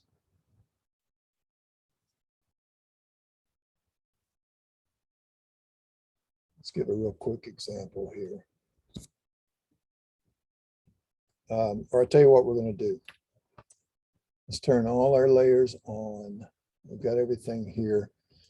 Go ahead and save your file. We're going to take our afternoon break here. We extended that a little bit too late too. So what we'll do though is we're going to come back in here. We're just going to do a real simple graded pad here in the middle. So we can see another grading tool. And I'll show you how we're going to use things like what we've done so far. We have drawn 2D polylines. We've converted them to 3D by crossing screen entities. And then we've done a 3D offset. And I'll show you how easy it is to generate things like those structures that we might do. So we're going to do a pad, and then we're going to just put a couple of parking islands in those pads. And I'll show you that process. And that will also let us look at some triangulation file utilities where we merge several files together. So we don't have to go back and remodel everything, just our changes. Okay. So let's save that, and let's go ahead and take 12 minutes this time. We'll come back right at 4 o'clock. Any questions so far that you might have thought of? Everything good? Okay. I will pause our recording.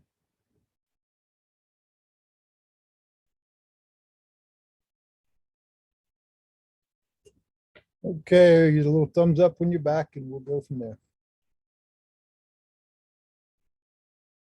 Okay. So what we've seen are several tools that we can use to create and modify some data that are going to help us get a good, accurate surface model that we're working for. So what I want to do now is show you a couple of these grading tools and how we use those to develop some features with our design surface, and then what we can use to calculate volumes and such like that. So we've only got about a half hour left, so we're going to run through a couple of things pretty quickly, but we will be repeating some of those same tools tomorrow with our really complex grading examples. So for now, go ahead and let's stay in this file. And let's freeze. We're going to go to view, freeze by pick. And let's freeze off the 3D break lines and those purple points. And we're left with the file just as we had it delivered. And you can leave the boundary on if you want, that's fine. Oh, let's see. One other thing I wanted to show you real quick. You don't need to follow along, but I want to show you that one difference. If we have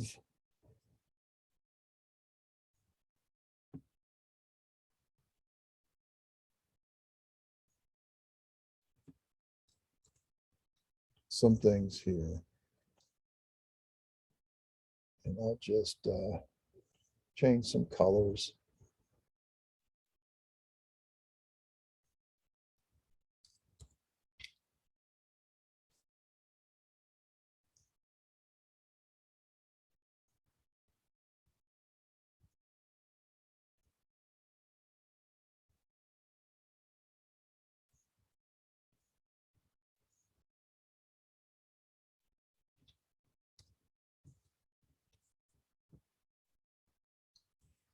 And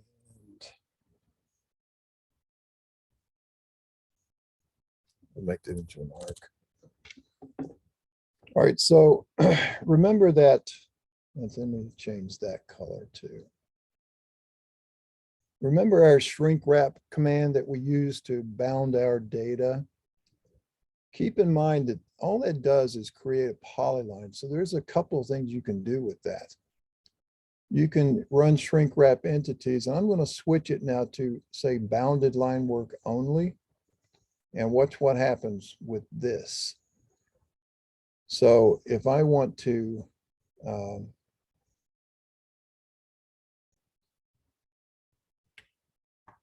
shrink wrap all of those things, so it went into where it found the edges of those things. It creates an overall exterior boundary. So I could have like various phases and different things, and I wanted to see an overall footprint and get the area of that. For instance, I could do that. I'm going to take out this segment here and run that command again.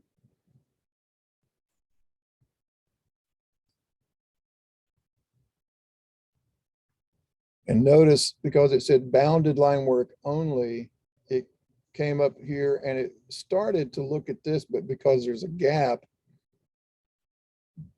it went back in and connected across this original blue line, because it has to go until it finds an unbroken boundary. Okay, so that's an example of a couple of those things that you can use that command for, just to create something that works along those lines. Now, one other thing to not get confused with.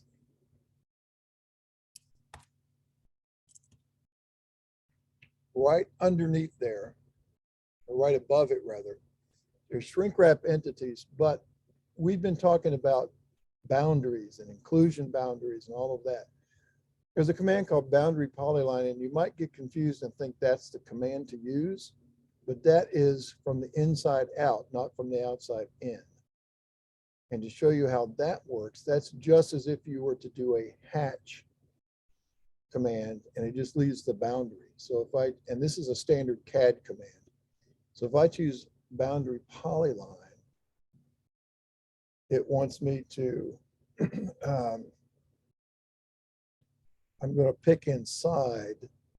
So if I click this, it wants me to pick an internal point. So if I pick this point, notice that that is, excuse me, that is that's the resulting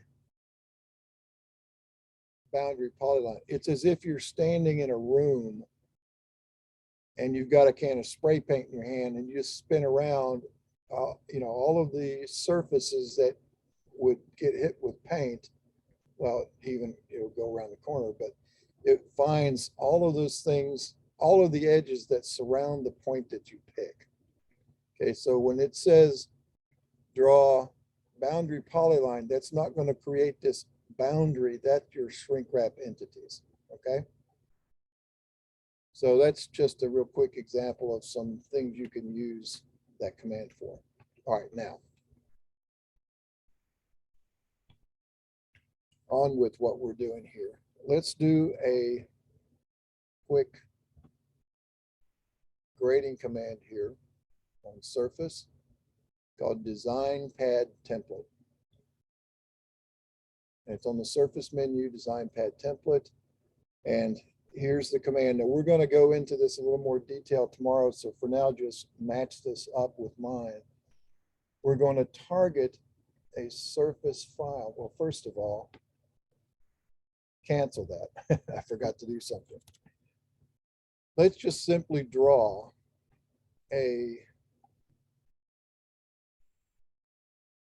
let's draw a rectangle. Draw a rectangle. And come down in here in this flat area here somewhere, and let's just pick a point and drag out to some other point, say here. So we've now drawn a rectangle. And that's going to serve the function as if we are grading this as a pad. So now back to surface, design pad template, and there's a lot of options here. But for now, we're going to match to a surface file, and we're going to go to the outside of this closed polyline. If you go to the inside, you can maybe draw a pond, where you're going to dig down inside, or maybe create a stockpile going up. We're going to go to the outside. We're going to use a ratio method, and we're going to leave all of these unchecked except for round the corners and draw the side slope polylines. We'll set our spacing to 5, our delta angle to 10. We will turn on color the side polylines. And everything else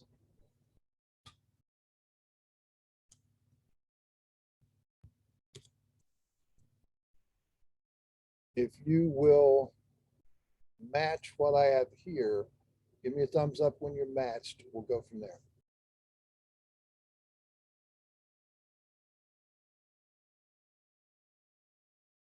Okay, good. So we're going to say okay. And now it wants us to pick the pad polyline. So we select that pad, and it then asks us to select the target surface. Well, that's the one we just did, break lines, points, auto boundary. We say open. All right, so now it's prompting us again. What kind of out slopes do we want? Because we're going to the out slope. Let's set that to say 4:1. That's for the fill ratio. And now for the cut ratio, we could have a different slope, but we'll just leave it at 4. So just hit enter. And now look what it tells us. It asks us for an elevation, and it goes ahead and sets the elevation at the lowest point on that surface that it finds. So it finds that it ranges from 1309.57 to 1315.77, and it takes the lowest point. Well, we're not going to set it to that elevation. We're going to set it to 13, 11, 12 and a half. So 1312.5, and that would be right about the mid spot here. And we'll hit enter. And there it is. So it draws. Now, first of all, it's still prompting us, but look what it drew. It drew blue lines in areas of fill, red lines in areas of cut. And we'll look at those in just a minute. Do you want to adjust the parameters and redesign the pond? We're going to say no for now. And it's just, excuse me, all it did was create the drawn geometry. Okay. So if I look at these items in my surface viewer, you can see what it did. It created the polyline at the elevation needed to be. It cut and found the daylight line, and it filled and found the daylight line and created that geometry. Okay, now we didn't do anything to the surface file yet, and we could go back and reselect everything and trim it all out, but we're going to do this by choosing to build a surface out of this drawn pad. But one of the things that we can do, for instance, before we do that, is we can look at the companion command called, oh, excuse me, called edit the pad template. So we run that command and we choose that pad polyline again, and it brings up this little dialog. And here is where you can change your slopes, change your elevation, but you can do things like move the pad. And it wants a start point. So if I just pick it up and move it slightly this way, and then hit my process button, it will recompute that pad in that new location. You can do the same thing with vertices, et cetera, et cetera. You can rotate it, you can report it, but notice up here, and this says no volume. We haven't computed a volume yet. If we report it, we'll do that. But so if we report, we can see that it's got 488 yards of cut versus 985 yards of fill. And that gives me a total of having to bring in close to 500 yards of fill to build this pad. Okay. But if we want to balance that pad, we choose that command and we set it up to have 0 import, 0 export. We say okay, and it's going to recompute and set the elevation. You see it raised it up or dropped it down from 1312.5 to 056. And in doing that, notice that it balanced it within our tolerance of 10 cubic yards. We could have set that tighter and got it the same, but that's close enough for government work. Okay. Now, one other thing when you're computing volumes to keep in mind, when you choose balance, balance doesn't necessarily mean, let's put this down to say, I'll cut that down to 5. It doesn't necessarily mean the two things have to be equal. Let's say I'm designing a borrow pit, that I'm building something over here, and I know that I need 2,500 yards of borrow. And if I say that and say okay, then it's going to change that to this elevation. That's the elevation I have to dig down to. This is going to be the extent of my cut. But if you look at the report now, you see I've got 2,500.05 yards to carry out of there. So that gives me that goal that I was looking for. Okay. So I'm going to balance it one more time and set it back to 0.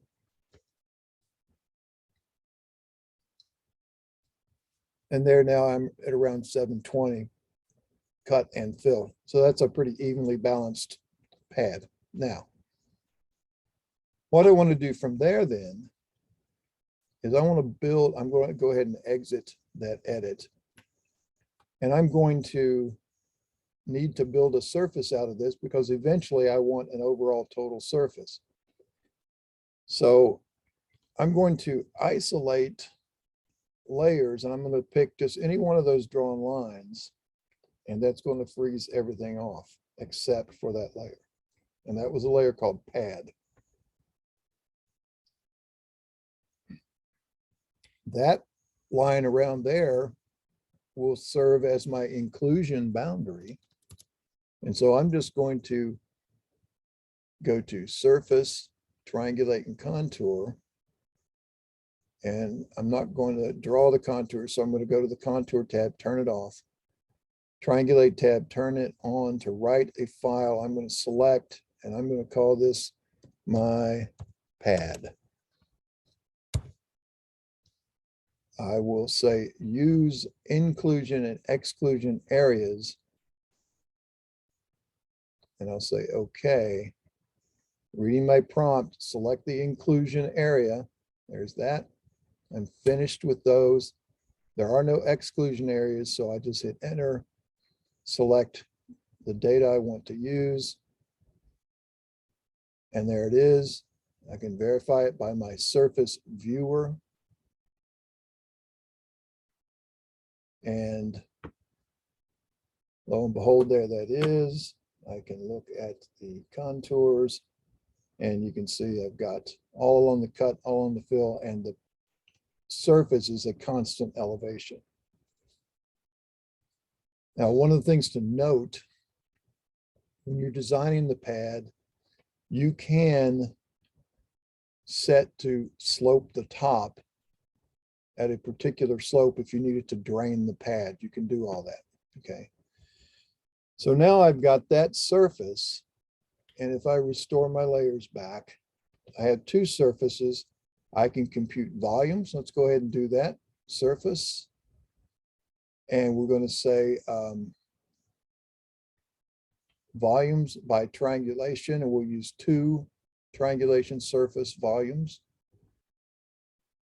And this is going to pop up two boxes that are going to appear the same, but read this top stripe. It says select the existing surface. That's this one. Now select the final surface, and that's my pad. I'll say open. And it's going to ask me to select any inclusion polyline. So if I only wanted to see how much volume was in, say, phase one of this excavation, I could have drawn that boundary and said only compute within that boundary. But I'm going to just take the total pad. I'm going to say enter and enter. I can set shrink and swell factors, tonnage if I know the densities, et cetera, and say, I'll leave all those unchecked, and I'm going to say, okay, there's my simple report.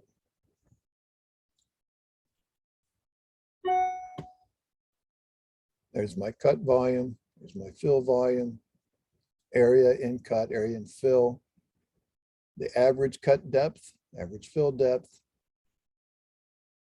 I have to bring in just under a yard to reach that import because it didn't exactly balance.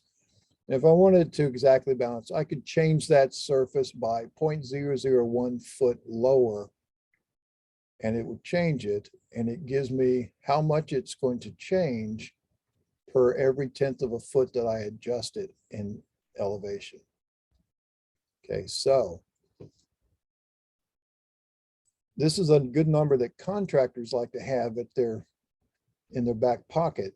This number right here is when I was doing a project up in New York at Lockheed Martin for the president's helicopter hangar, and they were building a new helicopter facility where they put in all the super secret electronics and all that, and they fly in the Marine One helicopters. And so we had it all designed. The pad was all laid out. Everything was good to go. And they were going to have to bring in a certain amount of fill that was pretty close to balanced. The contractor was there in their meeting, and the architect for Lockheed Martin says, oh, it sits down too low. I want people to be able to see my beautiful building as they drive up the hill to approach it. What, can we just raise that up a couple of feet? And the contractor said, oh, sure, we can do that. That's going to cost you another $2.25 million. He says, what? Because he knew this number right here. So 2 feet of change, he knows how much additional volume change that's going to be. So that's 20 times that number. So, whatever that number was, and he knows how much it costs him to haul a yard of dirt in and place it. And so he did a real quick back of the envelope calculation, and he was able to very quickly, without having to go back and model it, come up with that number. Okay, so it gives you a wealth of information there that you can use to find things out. Now, we had, like I said, this surface called my pad, and it's just flat across it here. You can do a couple of things like we could put in curbs, but let's draw in a 2D polyline. So I'm going to draw a 2D polyline. And for now, I'm going to call this 3D. I'm going to keep it on that surface, 3D break lines. And I'll set the color just to be by layer. And I'll say, okay. And I'm going to go from here to here, just with a 2D polyline, okay? Now, what I'm going to do with this is I'm going to actually create a little drainage ditch in this surface. So I'm going to convert this from a 2D polyline into a 3D polyline by draping it on that surface. So I'll go to my 3D data menu, 2D to 3D by surface model. I'm going to pick my surface. There it is, my pad. And now pick the polyline. There's the polyline, hit enter. And it wants to know if I want to put a vertex every time it breaks grade. So if I were going over something here that had a lot of grade breaks, I could do that. Or if I say no, it's only going to put the vertices that are in my polyline on the surface. In this case, I've only got 2. And I could choose to apply a vertical offset. So if I wanted it to be a certain depth, which I will in a minute here, but we'll leave it off for now. And I'm going to uncheck set the layer name. I'm going to say okay. And so now this has set its elevation at, if I hover there and look down at the status line, I see that's at 131206. That's also at 131206. And that lies directly on, I select that and look at it, you can maybe get a sense of it, that it lies directly on that pad. But what I'm going to do with it is I'm going to drop it down a certain distance and then give a slope to it. So what I need to do is I'm going to change that. I'm going to make it at least a foot deep. When we go to 3D data, and I'm going to just change the elevation. I'm just going to drop it a foot. I'll make it differential. I'll say, okay, I'll answer the question. How far do I want to drop it? I'll go a foot. Ignore zeros, it doesn't matter. Select the entities right here. I'll hit enter. It's now sitting a foot lower at 131106 and 131106. Okay, so now let's give that a slight slope. And to do that, you could select it, go to your vertices and change the elevation, go to the next one, make it a different elevation. You could do all that, or you could go to the 3D data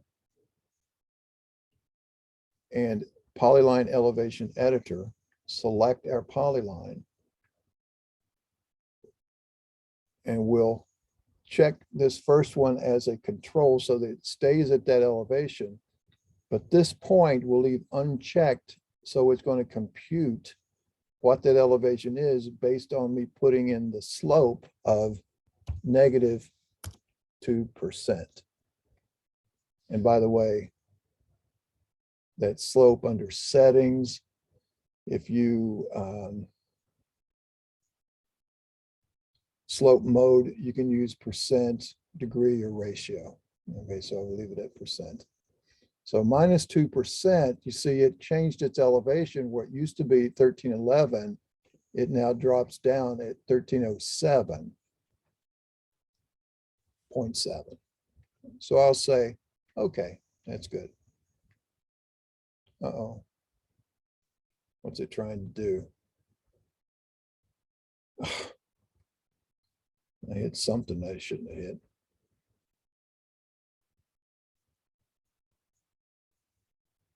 Well, I hope I didn't mess up a surface. Let me see.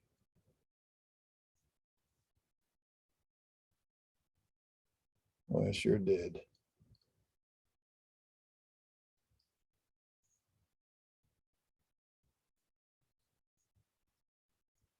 Or did I?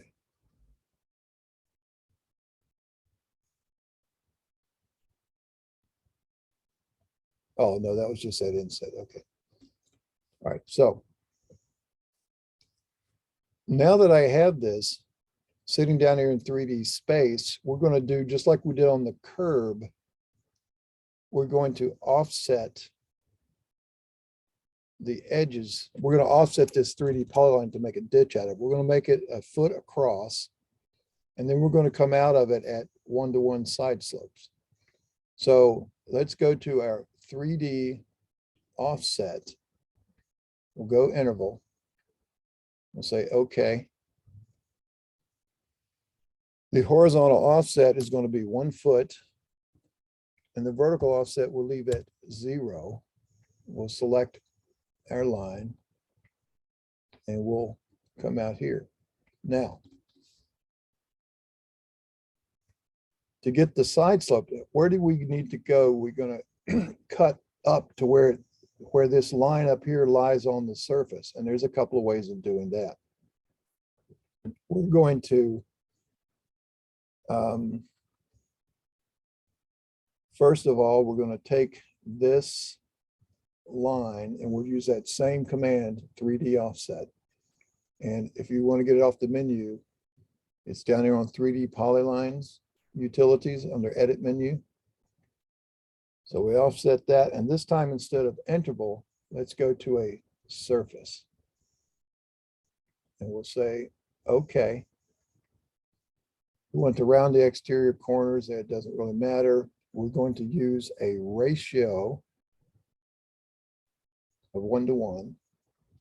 We're going to offset this edge over here. We're going to target my pad, and we're going to go as a 1-to-1 ratio. And we're going to go that side. Okay. So now it has created this line, which you can see is at that same elevation all along that pad bottom. Okay, that's one way of doing it. The other way of doing it is with our design pad template. Again, keeping everything like it was here, except on the pad layer. Let's put this on our 3D. Let's see a second here. So what layer that's on? 3D break lines. Okay, not the one with the dash. So design pad template, we're going to set that on this layer. And we'll pick this edge. We'll target my pad. 1-to-1. Now, because it's not closed, it wants to know which side. So we're going to go to this side. And no, we're not going to adjust it. We'll leave it like it is. And so now it's done the very same thing on this side, except it also drew in these little sidelines just to give us some visual context. We don't really need it. Okay. So now what we might want to do is we want to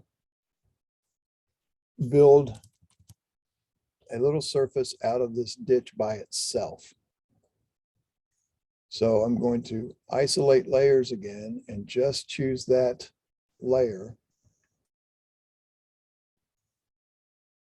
And I'm going to triangulate and contour. I'll change the file name now to my ditch. I'm going to uncheck this use inclusion exclusion. I'm going to leave my shrink wrap reduction to none because I've got nice bounded edges except for right in here. So that'll be fine. And I'm going to do one other item here is I'm going to turn on this densify break lines. So even though this line over here only has, a point from here to here, if I wanted to act as if it had individual vertices all along that point, I can have it automatically add those points into this data set, and it only does it in memory, so it doesn't hog up your drawing.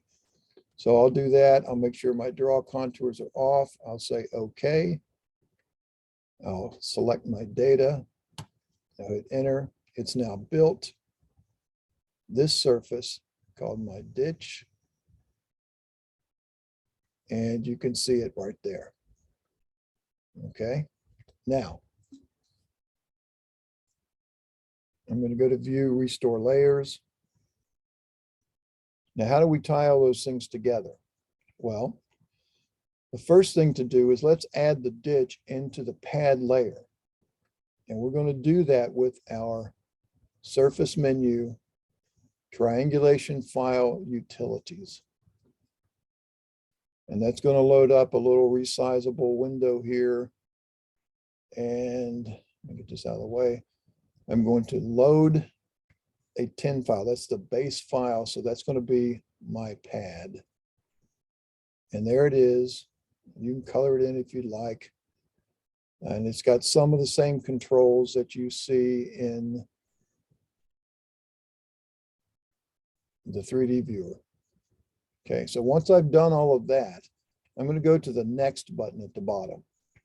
And here's where I've got some of these controls where I can do some math like minimize it, maximize it, enhance flats, rotate, all these different things. But what I'm after is to merge the 10 file. So if I choose that button, I want to merge it and I have to choose a type here. I'm going to choose my second 10 is inside my current 10 outside boundary. And with the transitions, it'll transition those edges that don't meet at the end of it. And I can set the colors of those triangles if I want. We'll go ahead and leave those on. I'll say okay. And I'm going to now merge my ditch. And there it is, cut down into my pad bottom. Okay. So once that's done here in memory, I want to go down here to the output stuff and I want to check the insides, the border and the outsides, the resulting surface. And I'm going to hit save as. And I want to call this one pad-ditch. It's now been saved. I can look at that now for verification.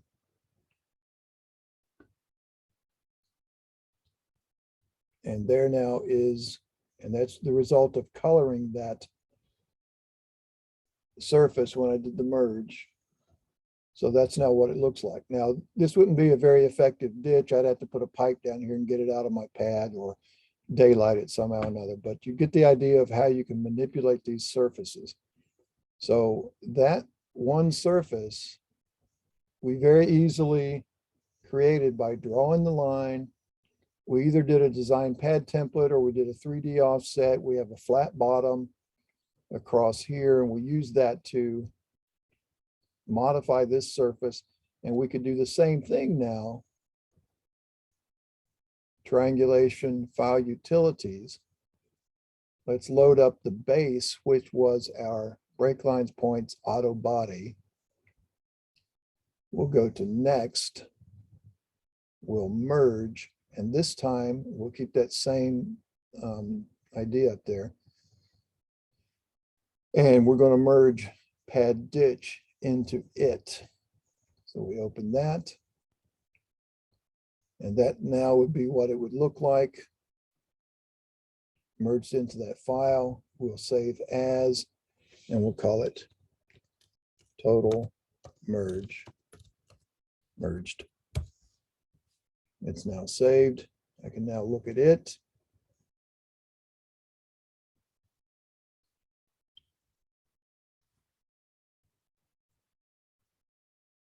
And there you see a complete final design that includes the original, cuts out where the pad goes, also cut out where those contours went, or I mean, where the ditch goes. Those would be those resulting contours. If I go back and now read, if I recontour that surface file, contour from 10 file, I would get my final contours to be all of this. Okay. And that's the basis of everything we're going to do. We're going to end right here. You can go ahead and save your drawing if you'd like. But you can see the other things that you can do is like you could draw, let's say this was a sloping surface, or it had, you know, some kind of a little drainage swale going down it. It was not just a flat spot. And let's say it was a parking lot. And I needed to draw in parking islands, you know, like you see up here, these kind of islands. I would just draw them in as 2D, drape them on that surface, and maybe that would be my face of curb line, like this line right in here.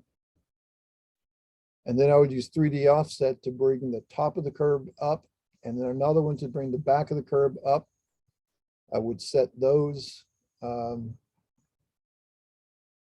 would set the first one on that surface, and then do the 3D offset, set the curb lines, and then build a surface out of that curb line. And if I wanted to crown the dirt in between my curbs, I could put another polyline from say here down to here and over to here, set it on that surface, which is flat now, raise it up a couple of tenths, rebuild the surface using those lines and this line now, and that would put a nice little crown along that curb island.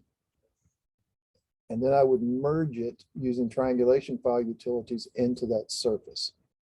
Okay, everybody get that concept? And we'll get a chance to actually do that tomorrow. Everybody good with that? Any questions on anything?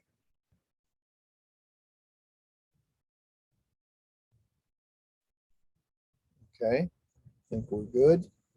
Like I said, you can save your work if you'd like. And then we'll come back tomorrow and go through those specific grading examples from the book. We're going to look at things like, so we've done some of these exercises here, the adding brake lines, but we're going to go to, we'll incorporate some of this roadway design stuff, but we're going to really get into these grading tools. We're going to start with this existing ground. We'll put in a road. We'll put in a building and a parking lot beside it that's going to be, it's going to slope down. The building will be flat. We'll merge those two things. We'll see we got a little raised hump that we want to edit out. We've got a little spillover that we'll also trim that out. And then, you know, we'll have that roadway cut out there. I don't think I've got a picture of it yet. But what we'll do from that then is we'll wind up with something that's going to look like this.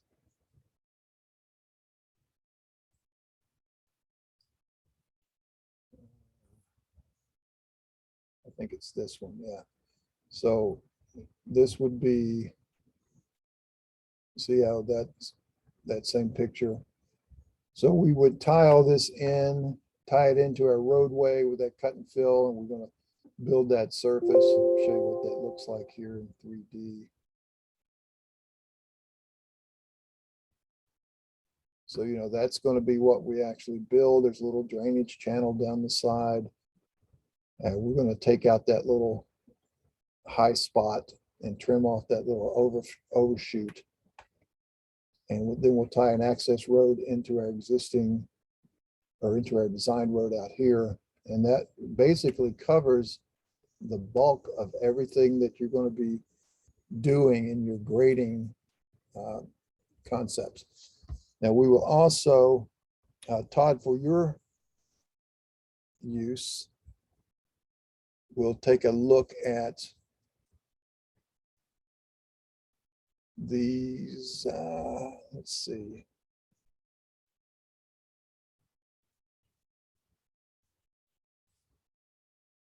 We'll take this as a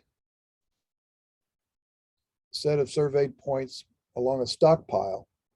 You see over here's what our stockpile looks like. Whoops. And then we will get to,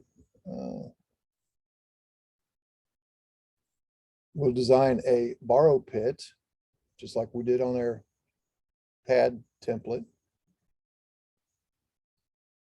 We'll merge it into our surface. There's our finished contours. We'll design a little access road into it, including, let me get this up out of the way, the profile along the stockpile. We'll drop that in. We'll design this roadway profile and then tie it in to our bottom of our design pit, create our little roadway. And you can see then the finished result would be something like this. You can see the contours. It comes in here and you see it cuts in and goes flat into this borrow pit bottom. You see the side slope here and the side slope there. So our roadway comes up and comes into all of that. And that's all done with those tools that you've already just gone through. But that gives you a real world example. Plus, we'll also take a look at these stockpile, pond, and pit volumes. And those are tools that you're going to find are set up to sort of optimize that process, but they're no different than if you do it this way. There's really no need to bother with this once you've understood what's going on with this. How we just computed in our last file over here. Remember, we did the cut and fill volumes between the pad and the existing ground. Same type of thing. We just build our stockpile. We take the perimeter of the stockpile, we call that a surface. We take all the stockpile data, call that a surface, compute the volume between, and you're done. Same kind of thing. The other command, this stockpile volume, does all that stuff for you, but sort of steps you through it, you know, step by step. So either one's fine, and we'll see how those can relate. All right, so that'll be on tomorrow's agenda. I will